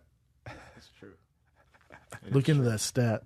God damn it. All right, what else you got, brother? Did you guys hear about Skip Bayless writing a comment on his own Facebook page saying how awesome Skip Bayless is? I woke up to this because my brother was like, check out your boy Skip Bayless. So someone asked me on Twitter, before you go into this, someone asked me on Twitter, I was live tweeting some of the fights, like my reactions, blah, blah, blah. And they, for whatever reason, they have a thing of Skip Bayless breaking down, I think, Conor McGregor or Ronda Rousey. And it's obviously forced. There's a producer in his ear. He has no idea what he's talking about. I might as well be talking about fucking mechanical Nuclear, engineering. yeah. You know what I'm saying? Like that, you can totally tell it's just not his lane. But Fox has to because he's the biggest name and he has to address the UFC and blah blah blah. And it's so rough. It's so rough. So someone tweeted and go, "Hey, who would you rather listen to talk? Skip Bayless or Bryan Callen about fighting?" Obviously a joke, blah blah blah. And I said both are terrible, blah blah blah. Bryan Callen compared to Skip Bayless. Bryan Callen is like would be Joe Rogan compared to Skip Bayless on his UFC knowledge. Right. Like it's not even He the doesn't same. watch it. But he has no idea. Yeah. But it's like us covering Dances with the Stars because it's good for ratings. But what did he do here? Did tell me this ain't true? Was it a joke? You want me to explain or you want it, Chin? Go for it, if you know. To my understanding, Skip Bayless, who gets a ton of hate, just like a lot of sportscasters do, he would have alternate accounts and go, "Damn, Skip, you're killing on today's show." And then, but it was him controlling it, but using other avatars. Oof. This fool forgot that he was still logged into Skip Bayless. So then he put, "Skip, you're the man. Love the new show on FS1." And people are like, yeah, that's still your account, brother." He's all, oh, that's very embarrassing. I'm mortified. That's embarrassing. Now, I'm embarrassed. You got to judge somebody a little, don't you, when they do that? That means as much as people as the guy that goes, I don't read the comments, and I'm not worried about my persona. I'm not. Yeah, you are, because you catfishing the fans to think that people are digging your show. That's so embarrassing. I'm so embarrassed. That might be the worst thing in the world. Think about how he felt. Have you ever sent a text someone you didn't mean to send to? Yes, I have. I've been in conversations and just their name. I'm like, I'm talking about this person, and I send it to that person, and I'm going to go, oh my God, how can I take that back? And then you got to like play it off like you didn't mean to send it. Yeah. Imagine Skip Bayless. He's on his computer phone. He's like, "Skip, you're the greatest thing ever alive." Click. What's that? God, that's so embarrassing. I said that. Oh, I bet he was like, and now the whole PR team's like, what can we do? What can we do? Self-promotion. I guarantee I would bet my bottom dollar they go, he was hacked. He was just kidding. There's going to be something of that bullshit. Sure. And I'll see anytime someone writes a positive comment, they're going to go, "Skip, is that you?" But you know that. How embarrassing What does that is say that? about somebody's overall character in a way? Like that's very strange to He's me, fake. man. To me, it discredits you as an analyst. I think it discredits and Skip's you. one of my I should say was one of my favorite analysts. Oh, no. But it doesn't mean he's not a good analyst still, right? It just means his character is a little strange. This is the problem, B. He does things for clickbait.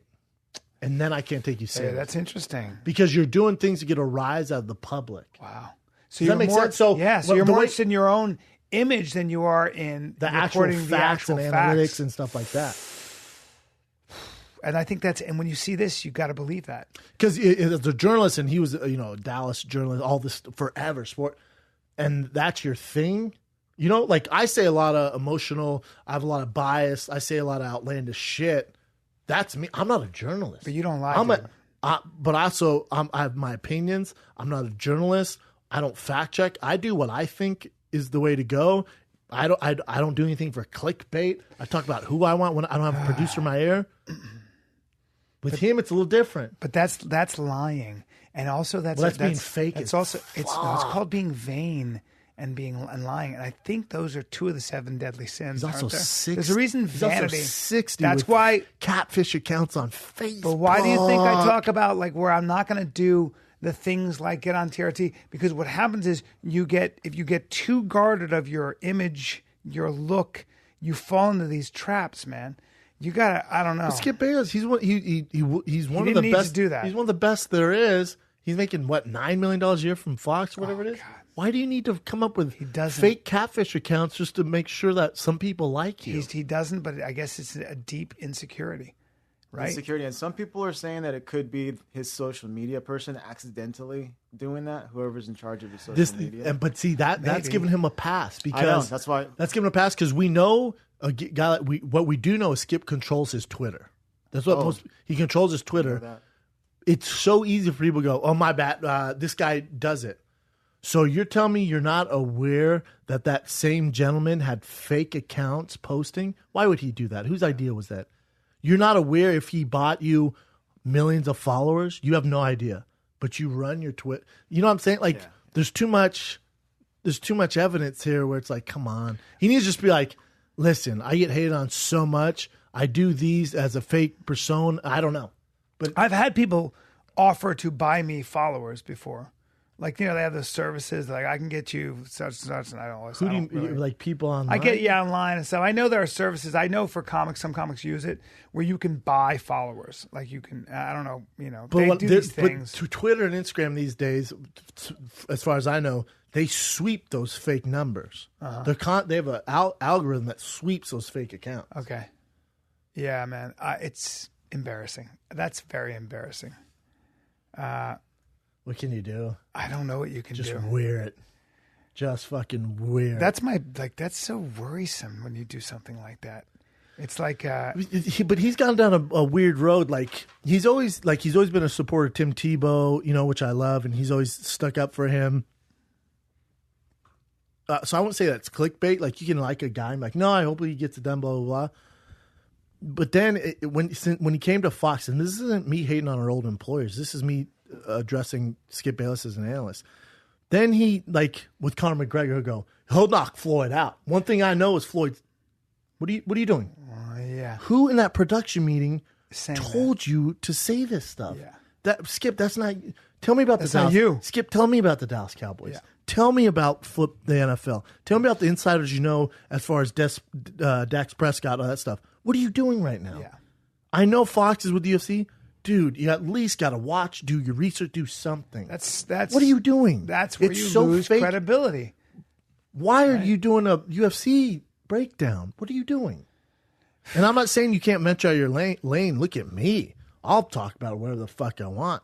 But again, the difference between Skip and I is there's a producer in his ear telling him how he should talk and feel. Yeah.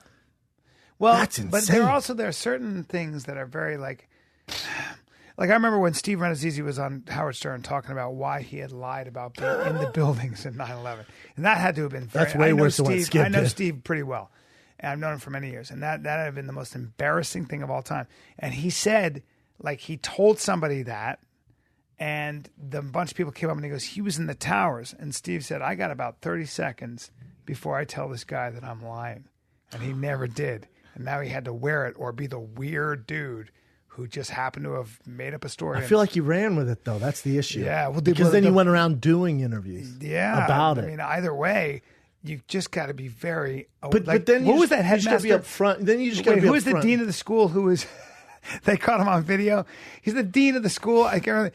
And the guy just one day, he's the dean of school. One day, he's just walking down the hallway and he starts kicking holes in the wall and breaking lights and just doing. He just fucking. I think he wrote on the wall like dicks or something. He just wanted to do something outrageous. That's and they funny. were like, "Sir, caught you on video. You're the dean of the school committing vandalism like guy's a awesome. fucking kid would do." Of course, and we all go. I guess all of us have a moment of insanity. But Steve, that's not trying to make himself look better. But I that's like, just him letting Steve. loose. I do. I like Steve, and I loved his show. I think it's over now. I forget The League. I love Yeah. that show. I like him as a do person. too. We've met him, right? Sure. You obviously know him. I've met him a bunch of times. But with that, it's a lie that gets you ahead and shines light on you on a situation that's so tragic. When you run with it, I can understand doing an interview and just being caught up in things. They go, "You were there," and he goes, "Kinda," and then they keep telling the story. Yeah. But when you repeat it over and over, it becomes part of your story, and you're selling tickets and you're in these TV shows. Yes. Yeesh. Because you will But lie. it's not that he's a bad guy. You made a horrible decision. Your truthfulness, your accountability, credibility is a little question now. All right, I'm not going to be your friend. Right. Probably never going to believe you again. Well, we are all. I think the way you look at it is we're all forgiving. The issue is when you always see characters revealed when someone is under great pressure. That's when you see who somebody really is, right? When it really counts, when it's going to cost them something. My feeling is real friendship is, would you be willing to take a risk for that person? Correct. Would you actually sacrifice something? That's how I define myself. Yeah. And it's very important to do that. Now, you don't have to deal with everybody, but the most important thing to keep, at least in your brain, is that true character is tested and you know who you really are when shit hits the fan. And certainly in drama, when you're writing, you always want to put your characters in that to reveal character. But in life, and when you see sometimes what people are doing, the way people behave when nobody else is watching, it's another very good marker for character. I agree. Yeah. And what's interesting, I watched this show on the History Channel. Shout out to the History Channel. It's called The Selection. Have you heard of this? Mm-mm. So they take this guy's, he's an Army Ranger. There's 2 Navy SEALs, Green Beret, and they take regular civilians who are in shape and they put them through basically a light version, and I realize that, a light version of BUD/S, Navy SEAL training camp. Yeah. So they make them do all this crazy shit. No sleep. Nothing. Freezing. Carrying these logs, blah, blah, blah. They mustard gas in their face. Not mustard Not gas. mustard. Tear gas. Tear gas. Yeah. Mustard gas. It's not even tear gas. That'll blister you up. Mustard gas. Inside your body. It's not even tear gas. There's something else. But they put them in this room. Maybe mace or something? No, it was a very intense gas where they have these gas masks on. And it's usually tear gas. The people, so maybe it's tear gas. So they put the 20 contestants in there. And they interviewed the Navy SEAL before, and he goes, all of us had to do this. It's terrible. You can't breathe. What we're looking for is the first person who, under fire, under pressure, takes off and runs out of the building to save themselves instead of thinking about the Corps. Because if they leave, they know the Corps is going to be punished. But they're doing it because like, oh, my God, I can't breathe. I'm freaking out. If I get outside, I know I'm going to be better. And they leave knowing it's going to affect the group. And so they tell you that before. They spray everyone, and this one guy's like, snot, and just fucking bolts. And he's like, there you go. Yeah. And then poof, another guy bolts. Yeah. At the end, there's like 9 of them out of the 19. He's like, there you go. There you go, man. Yeah. Sign me up never for that. But yeah. I would love to do it. I watched that. I'm like, wow, I'd be so down to do this. Yeah. Yeah, not me. I'm too old. What else you got, Jen? That show that you guys watched, The Jinx? Yes. You know that Robert Durst, that was the guy that was accused of everything. Oh. He said he was on meth when he did that interview. When he got cop out. Oh, that's Durst. The guy. You know what I'm talking about? That show Jinx, remember? So all these people came, miss and blah, blah, blah, murder. All the stuff points to him. Mm-hmm. And then the last, and this isn't a spoiler, the show's been out for fucking 2 years, so suck it. He's mic'd up in the bathroom. He goes, of course I fucking killed him. I killed every one of them. While he forgets he's mic'd up. So they're using Who's he say that to? Himself. He's like a little crazy. He's in the bathroom and he's pissed off because they're asking him all this stuff like, what happened to this girl? Well, where were you in this? And he can't come up with the answers. And he goes, I need a fucking break. He goes to the bathroom and he's in there and you hear him going, of course I fucking killed him. I killed every fucking one of them, you idiots. Oh my God. And then they record that and put the little subtitles. And so they're using that in the court of law now. And now he's like, I was on meth. That wasn't me. I'm on meth. Yeah. But he's obviously a stone cold killer. He got off on putting guns in girls' mouths and stuff, didn't he? Not him. Not him. No, he's just different. That was the other guy, the record producer, Phil Spector. Right? Yeah, who I guess is dead now. It's a different deal. But yeah, this dude, so now he's like, I was on meth, man. That wasn't really me. I'm just playing. God, can we? I mean, they got to do something with this guy. He's so evil. He's gotten away with so much. Bad guy. Oh, terrible person. Look at him. He just looks. Dude, did you guys watch Jinx? I gotta watch it. I haven't even watched it. I gotta watch it. The 3 of you haven't fucking seen it? No. I saw all the controversy. Did you see Making a Murder? That. Yeah, I saw that. I tried to watch it, but it looks so slow for Making me. a Murder. Did you see Making a Murder? Get out. Get out. That was amazing. Get the fuck out. I saw that. You know Brendan Dassidy's out of prison. Sure is. Brendan Dassey. I guess we need that kid on the streets. He's fine. So funny. He's all. He's slow. He admits. I don't know if he's slow. No, he might just be uneducated. No, he's slow. He has an actual mental handicap. They didn't confirm that, Brian. I promise you, he has a mental handicap, and they did confirm it. At least that's certainly what they said in Making a Murderer. He's slow, dude. He's slow. Hey, how about he confesses to murder? I know, and then we'll move on. He confesses to murder. He's like, yeah, I helped, blah blah blah. And the investigator sitting there goes, hey, am I going to make third period because I turned this art project in? The guy goes, no. Yeah. Obviously, no. Fuck your art project, man. He's like, cool. Then he's in prison for however many days. And he goes, am I going to get out of here, man? I got to make WrestleMania. Yeah. They're all, no. Yeah. No, man. You're on trial for murder. Yeah. There's no art projects. There sure as fuck ain't Well, no you admitted WrestleMania. to it. The only You drew a WrestleMania going picture on, of the only it. WrestleMania going on here is my boy Razor Ramon, not the one you think of, gonna run a train on you back here. Yeah. All right, Yeah. that's what's happening. Yeah. Yeah. Time That's to- the only thing that's gonna time happen. to fuck you. You're gonna fuck your Brandon mouth. What else you got? That's one, fascinating though. That's his cop out. Obviously, he got with his lawyers. Yeah. Yeah. I Probably got get one off. MMA thing that's pretty interesting. Did you know? Have you guys heard of Cody East? Yes, He was on that show with Dana White looking for a fight. I trained with Have him you? Oh, so you do know? at Jackson's. Him Uh-oh. and his brother. His brother Tyler East was a monster. Maybe I shouldn't talk about this then. No, you should. 100%. Go ahead. I'll let you tell the current event. All right. No, I'll get so, into it. He's right now. He's arrested for domestic violence charges. But if you go down his record, There you go. he has a crazy record, man. He's been arrested. Oh no, I'm sorry. He's been accused of child abuse, which he pleaded guilty of and served 3 years in prison. What? Arrested twice for sexual assault charges. What? And then in 2006 and 2010, he was arrested on domestic charges two domestic charges. And for whatever reason, the prosecution team didn't go through with it, didn't pursue the cases. UFC signed him after all this. Oh boy. They signed him after This guy's a bad knowing guy. all this stuff and having a personal investigation saying that we're comfortable with. How crazy is that? He's a bad guy. It's so crazy. Same investigation team that goes with all domestic When violence. there's that much smoke, there's fire. Come on. But Scary. how crazy is that? His brother Tyler East was this guy out of Jackson's that Arlovsky, myself, when we were training with this kid, everyone was like, well, what the fuck are we going to do?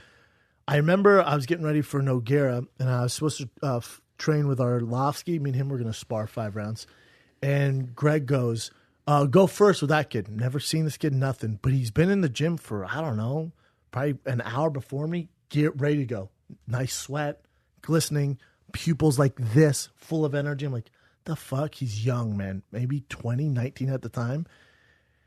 And the whole room stops to watch us spar. I remember Holly everyone looking. I'm like, why the fuck is everyone so into this? I'm going to tool this fucking youngster. Why do people want to like see me fuck this kid up? What that kid would do, from what I heard, I can't confirm this, none of it, would do coke and then come in and spar. Oh boy. Because I was boy. I was known as a cardio king, right? I'm Yeah. the cardio king. Yeah. Huh?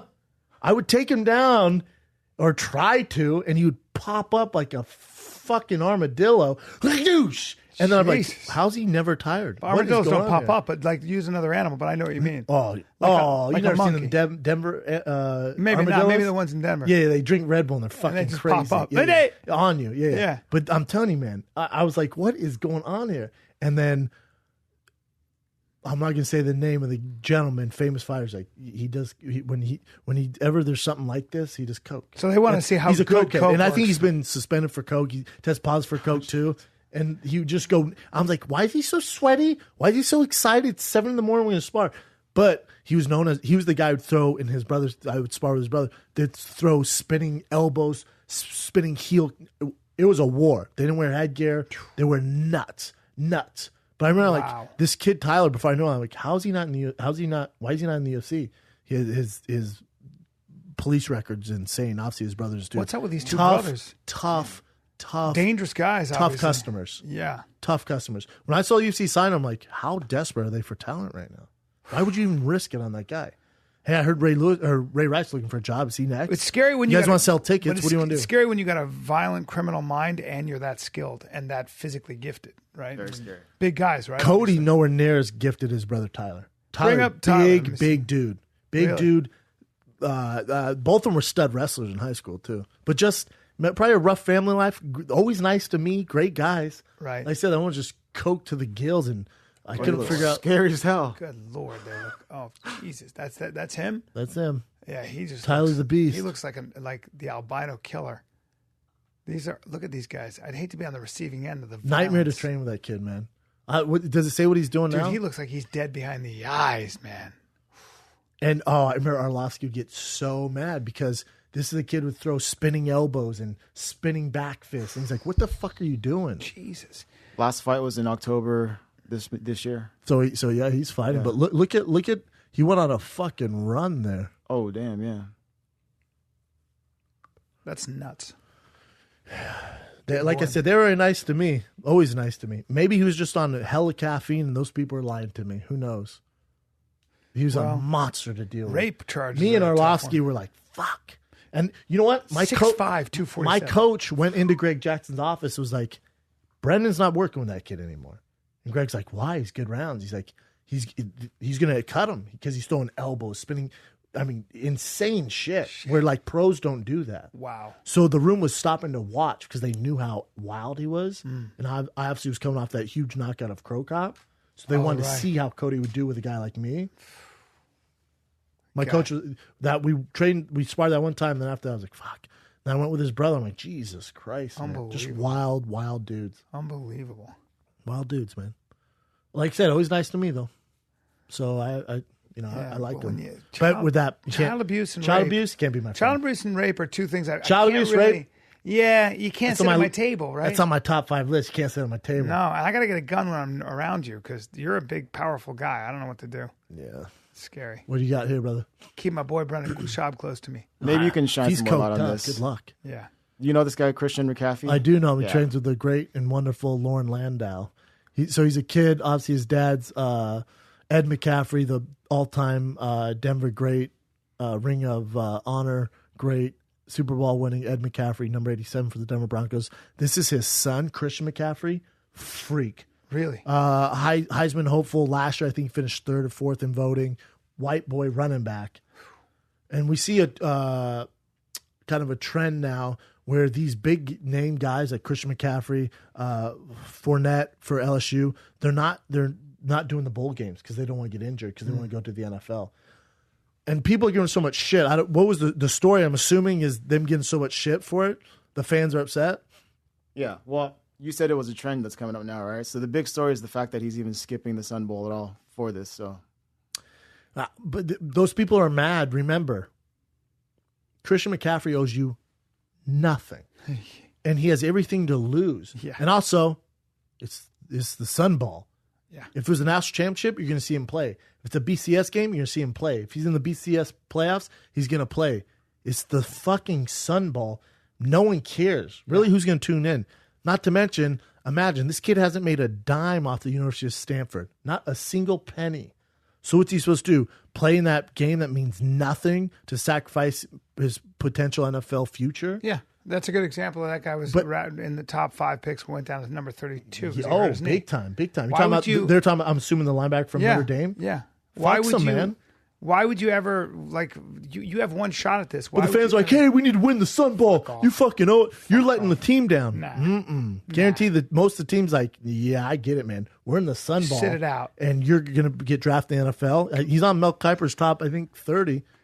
At least 2nd round pick. For our British fans, Australian fans, Irish fans, what is this? What are the bowls versus you have your regular college season and then you have the bowls for British fans? You mean for Bryan Callen? And for me, for sure. So what are you asking? What, like, you get Rose Bowl, Sun Bowl, Fiesta. The Big Four and the BCS playoff, where the 4 best teams in the nation, there's a committee that votes the 4 best teams. They play each other. So there's 4 teams. Each will play, right? So 2 and 2. Then they play for the national championship. Oh. So if you're in those 4, you have a shot at the national championship. If you're not in those 4 BCS playoff teams, you're just playing in bowl games. You're playing in bowl games. You're playing bowl. The university makes tons of money. The kids make no money. I was going to say, it's sponsored by Doritos. There you go. Yeah, there you go. Yeah. So if you're not in one of those 4 BCS 4, why would you play in the bowl games? No. I mean, especially that's what I was confused. There were so many different bowl games. Yeah, now they do that now. I was like, instead. All right. They do the 4 best teams. I think they should open to the 8 best teams because you got teams like Michigan, USC. Well, I think USC is probably the best team in the nation right now who's out of the playoffs. So I think they should open up to 8 to really figure out who the best is because teams get hot at the end of the year. Yeah. It's the best team right now, but they do the best overall. But, yeah. So with Christian McCaffrey, with Fournette, of course, LSU's playing a shit bowl game. Stanford's playing a shit. Unless you're in those top 4 teams, I support it 100%. They owe you nothing. If Christian McCaffrey goes out, plays that game, blows out his knee, how much money do you think Stanford gives him? Where are you going to be for him?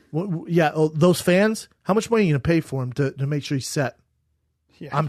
It's weird. I can't hear anything. Yeah, I agree. I'm sorry, Stanford. How much? Just like on average, though, how much a month would you pay him if he loses his NFL about career 0? playing in the Sun Bowl? And I'll wait. Nothing. Okay. Yeah, it sounded like that Jaguar. Fuck you. Sound like the Jaguar. Yeah, it's Sneaking weird. up You on guys me. fuck the Was that university. was that a Jaguar sneaking up on me, or are you guys not taking any action? No, that's you guys making the offer. How much you're going to pay him if he loses his career because he played in the Sun Bowl? Unbelievable. Those Stanford and those people upset with him, you just don't know the game. don't. Those kids owe you nothing, and they're risking their entire careers on the Sun Bowl. Unbelievable. Fuck you if you're upset about that. You've also never played the sport, I'm assuming, if you're upset about that. That's right. What else you got, Chin? I think that's all for current events. Boom. You got to drop in Gotta drop knowledge. in knowledge for us right now. Oh, you get powerful Nook. Well, my Nook died, but that's okay. There are a couple of things I wanted to present to you. So this guy did this study on a donation box. And this is kind of how psychology works. A donation box to give, to help people who need books. And thank you for holding me. Thank you for holding my hand. I feel like they find it Isn't it very weird? Yeah, I don't like when you grab Sorry. me because you have big kind of palms and I got some skinny Skin wrists. feels old. I got some skinny wrists. I feel like my grandpa. It's not I responding. feel like my grandpa. My skin's not Last time responding to your him, touch he was in a coffin. because the cells are breaking down. Yeah, it's just like this. Is how I imagine. What's her name? Zara. Zsa Gabor. Zsa Gabor. Zsa Gabor. Zsa Gabor. Oh, darling, thank you, darling. All right, carry on with your drum. They put out boxes to see who would give the most money. Okay, and it goes like this. And I want you guys to guess what box took in the most money. One box said donations. Anything you give helps. Donations greatly appreciated. Every dollar counts. Every penny counts. So are those separate boxes? Every dollar, All every separate penny? boxes. Also exactly identical boxes. All separate boxes. I'd say every penny counts. What would you say? Every dollar. What would you say? Every penny. You guys are right. Every penny. And the reason is because when you say every dollar, it feels like I got to give. Much. Yeah, it's a little too much. And Everyone has some change. When When people get rid say, of them. penny, you go, you know what? I'm a big spender. Here's $1, motherfuckers. I'm going to give you 100 pennies. Yeah. And when you frame it that way, so what color? Then they did the colors on the boxes: blue, purple, white, red. What color do you think got the most money? White. What would you say? Red. Purple. I'm wrong. Purple. Red. And they think because red Christmas? signals Love? urgency. Ah. It's kind of weird. So now they dropped they do these really weird studies. I'm talking about like vast studies where they'll drop like thousands of wallets, down. And so they took this wallet and they said, let's see what wallet gets returned. So they took the wallets and 42% of all the wallets that they dropped were returned. Not bad. 42%. Not bad. And Not great. not great, but not bad. Now, God damn it. but then they Less than said, let's 50%. put some pictures in the wallets. Oh, this one's easy. All right. So they got a picture of a dog, a puppy. They got a picture of a family. They got a picture of an elderly couple. They got a picture of a loving couple. And then they got a picture of a smiling baby. Which one do you think was God, returned? people love dogs and babies. It's one of those two. The elderly couple, I'm like, they've had a good life. I'm going to keep this wallet. Yeah. Puppy or baby? What do you think? I don't know why I'm thinking an old couple. It just seems like, I feel bad. Fuck couple. no. Old couple. Is it? I say puppy. Puppy. So it's Dogs. baby. Puppy or babies, I was saying. All the rest are like 8% return, 9% Yeah. return. But the baby evolutionarily gets to our brain, Now, then they did another fucking crazy study. So when you have a problem, right, you're something's traumatic in your life. So a lot of times you'll talk to people, and that helps when you talk to somebody, okay? But there's something else that helps even more. Do you know what it is? And it involves just yourself and When you nobody else. physically touch them. Hugs. No, I'm saying, so this is something you can do for yourself on your own that helps, according to a lot of these studies, helps a great deal more than just speaking to somebody. Because speaking to somebody has a temporary effect, but apparently this other action you can do on your own gives meaning to the suffering and actually will help you contextualize and actually help you really make use of it And it's had incredible psychological effects that are very helpful. By the way, everybody, this is all from a book called 59 Seconds. A very interesting book. What does it be? It's writing it down. And it's writing down exactly how you feel about it. And writing down like in a context of what you gained and what you lost from it. And writing down sort of also the idea of what you can do to make your life better because of it. And when people write shit down, apparently somehow it organizes your thoughts and allows you to figure out a way to create a linear progression from where to go. Yeah. Like almost a blueprint. Yeah, but I never thought of it. Keeping the diary, like keeping a really good diary of things like that. That's what people say if you're willing to write down your goals, when you're 80% more likely to achieve them. If you write them down, that might make everyone sense. has goals here. Yes. If you actually write them down, it goes so much further. Writing your goals down is hard when you think about too. When you say, "What if I couldn't fail and I could have anything I wanted?" It forces you to confront a lot of stuff. But yeah, you're right. Writing down stuff is good. Yeah, but there's this fake thing that even Tony Robbins talks about, and he didn't know, but a lot of self-help gurus talk about. This book, 59 Seconds, is basically of a taking on the self-help industry, and there are a lot of things that we think are true that actually don't bear any scientific relevance. Most of that right? self-help stuff is all smoke and mirrors. Correct. And people pitching it are usually, they have these crazy insecurities, and it's the only thing they could think of to make money. And you and I always talk about that. But there's always been something that they all cite, Tony Robbins, everybody, they've always cited this great statistic, and I think it happened in the 60s. In the 60s, the 50s, whatever it was in the Yale, I think it was the graduating body of Princeton or Yale, one of these big schools.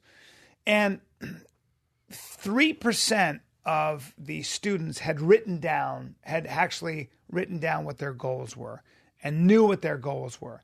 And when they came back 20 years later, that 3%, their net worth was worth more than the 97% of the graduating class. Turns out it's not true. Turns out nobody could find that stat. Turns out that never existed. Turns out nobody ever did that study. And you hear these things. So you just got to be really careful with studies, with experiments, and how they're published, because a lot of times you don't know. And self-help books in general. Yes. I feel that way as I get older. It's like, listen, you want to get good at something, just I'm going to listen to that guy. Yeah. Do research on that guy before you listen to him. That's another really good thing to do. Let's do some fan questions. Fan questions.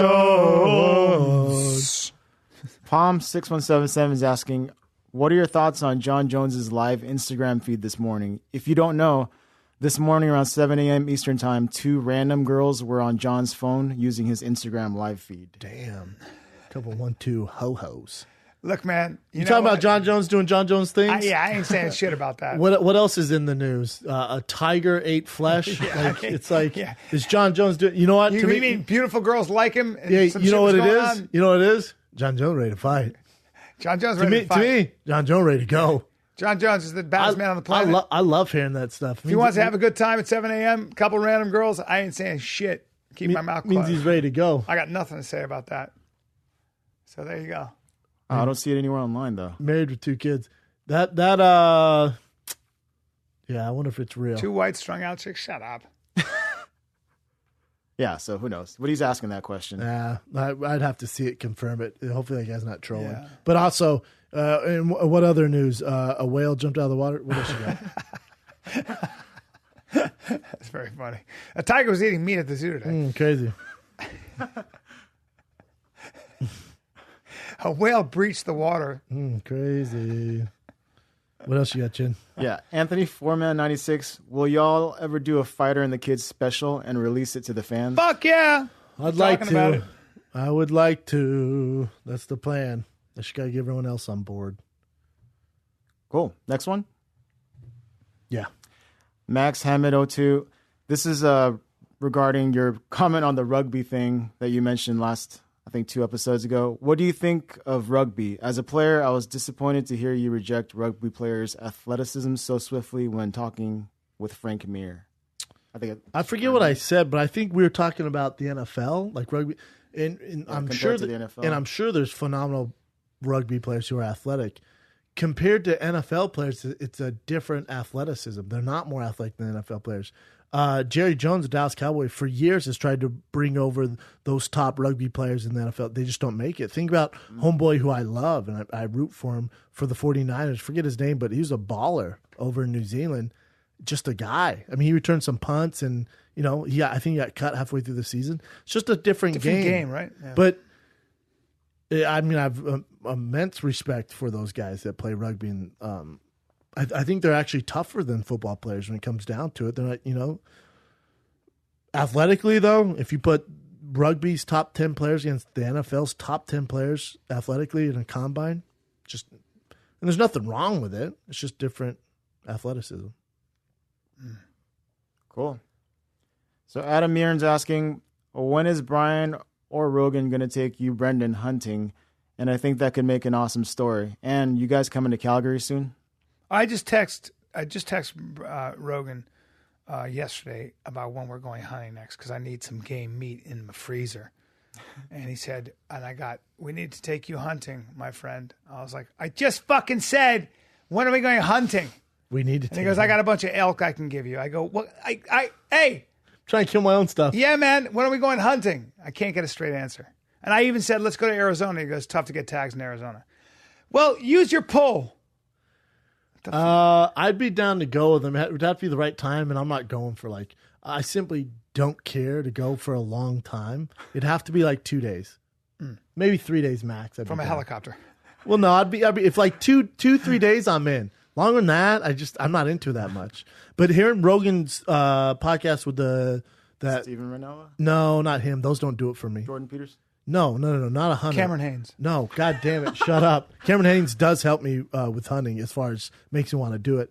The lead singer for Metallica. Oh, James Hetfield. He did a great thing with hunting. I was like, damn, that sounds kind of cool. He was talking about just the bond with the guys when you're out there and, the risk. It sounded cool.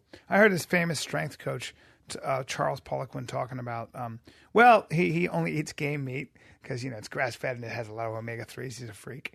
And he's one of those guys who's super muscular at 54. He's a strength coach, and he writes a book. I think it was something like, "Just thought you could count me out. Think again." He's like, "I never, no, sir. I just heard of you, sir. Ever. I swear I'm not." He's got a super tight shirt on. You think I'm gonna die? He's jacked. Wrong. He's jacked, clearly on a lot of something. I'm like, hey, take it easy, bro. You're 54. That's all good. But he said, he's like, well, I eat mostly game meat, and the best meat in the world, of course, is this the pukiyu, some kind of a weird antelope in north of Canada.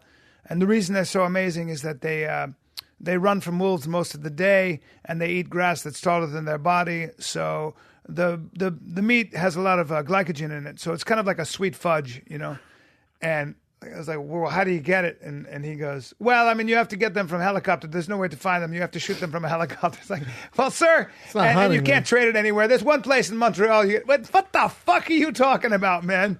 I do want to try it. I do want to try it. I'd only go with you guys. I'd love if Cameron Haynes was there. Sure. Because you'd make it way better, and he's a legit hunter. I like hunting with Steve Ranella because he's a historian, and he knows so much about Native American history, and he'll tell you, and so much about animals. So he'll tell you about animal behavior. He'll dig up a thing and It'd be smell fun that. with you and me. It's so you fun. and I would have fun. We'd have a blast. We'd have fun. I'm down. It's a laugh. I'm down. He'll dig up a thing and go smell that. I smell. I go, what the fuck is that? He goes, that's when you know a beaver's been there. Ooh. And it's some gland that they secrete. I'm like, I'd be Jesus. Down. That's where. Let's do one more, Chin. Sure.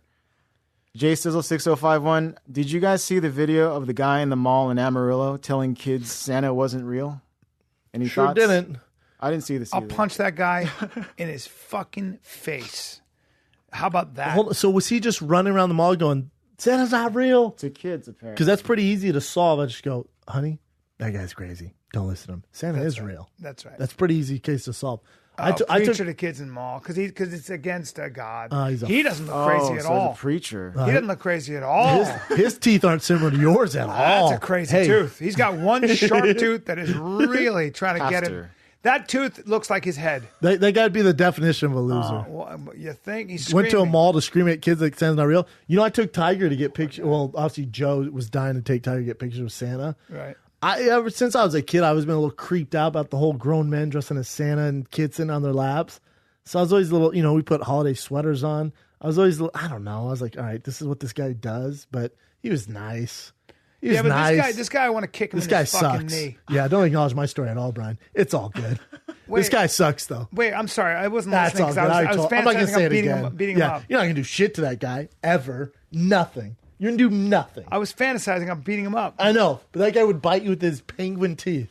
He would put a bite mark on you, wouldn't he? I'd be afraid of his That guy mouth. sucks, though. But that's easy. If as a parent, that's so easy to solve. Honey, that guy's batshit crazy. This is why you don't carry a Bible everywhere you go. Pretty simple to solve that one. Yeah. Boom. That's the guy. What else we got? Oh, Fire the Kid. We added that Vancouver date. Those tickets going crazy. So 18th, 19th, Vancouver, 20th, Portland, and the 21st, Seattle. Yes. Those are the only shows coming up. Tomorrow night, and we're at the Laugh Factory. That thing's stacked. The host is Russell Peters, Jeremy Piven, your boy Piven, and then you got Bert Kreischer, What is Tom this for? Segura. Saying it right now, so if you listen, you'll see it at the end of the road here. You got Harlan Williams, so many more names. I know I'm forgetting people. God, it's a stacked But card. yeah, it's fucking stacked. What's and it then for, I will though? jump in there. It's a toy drive. So you go, bring a toy. Otherwise, the tickets are more expensive. So you go and you bring a toy, you get more. But Laugh Factory tomorrow night as you're listening to it. And then I am at the Hollywood Improv the next night. And then back at the Laugh Factory. So boom, staying Doing busy. 3 sets tonight, huh? I mean, this week. This week. tfatk.com, though, the major one, Find the Kid, Seattle, Vancouver, Portland, tfatk.com. We also restocked the store, so there should be more sizes for you guys that when we sold out. So we expected that. It is the holidays. This is the Find the Kid. We're out.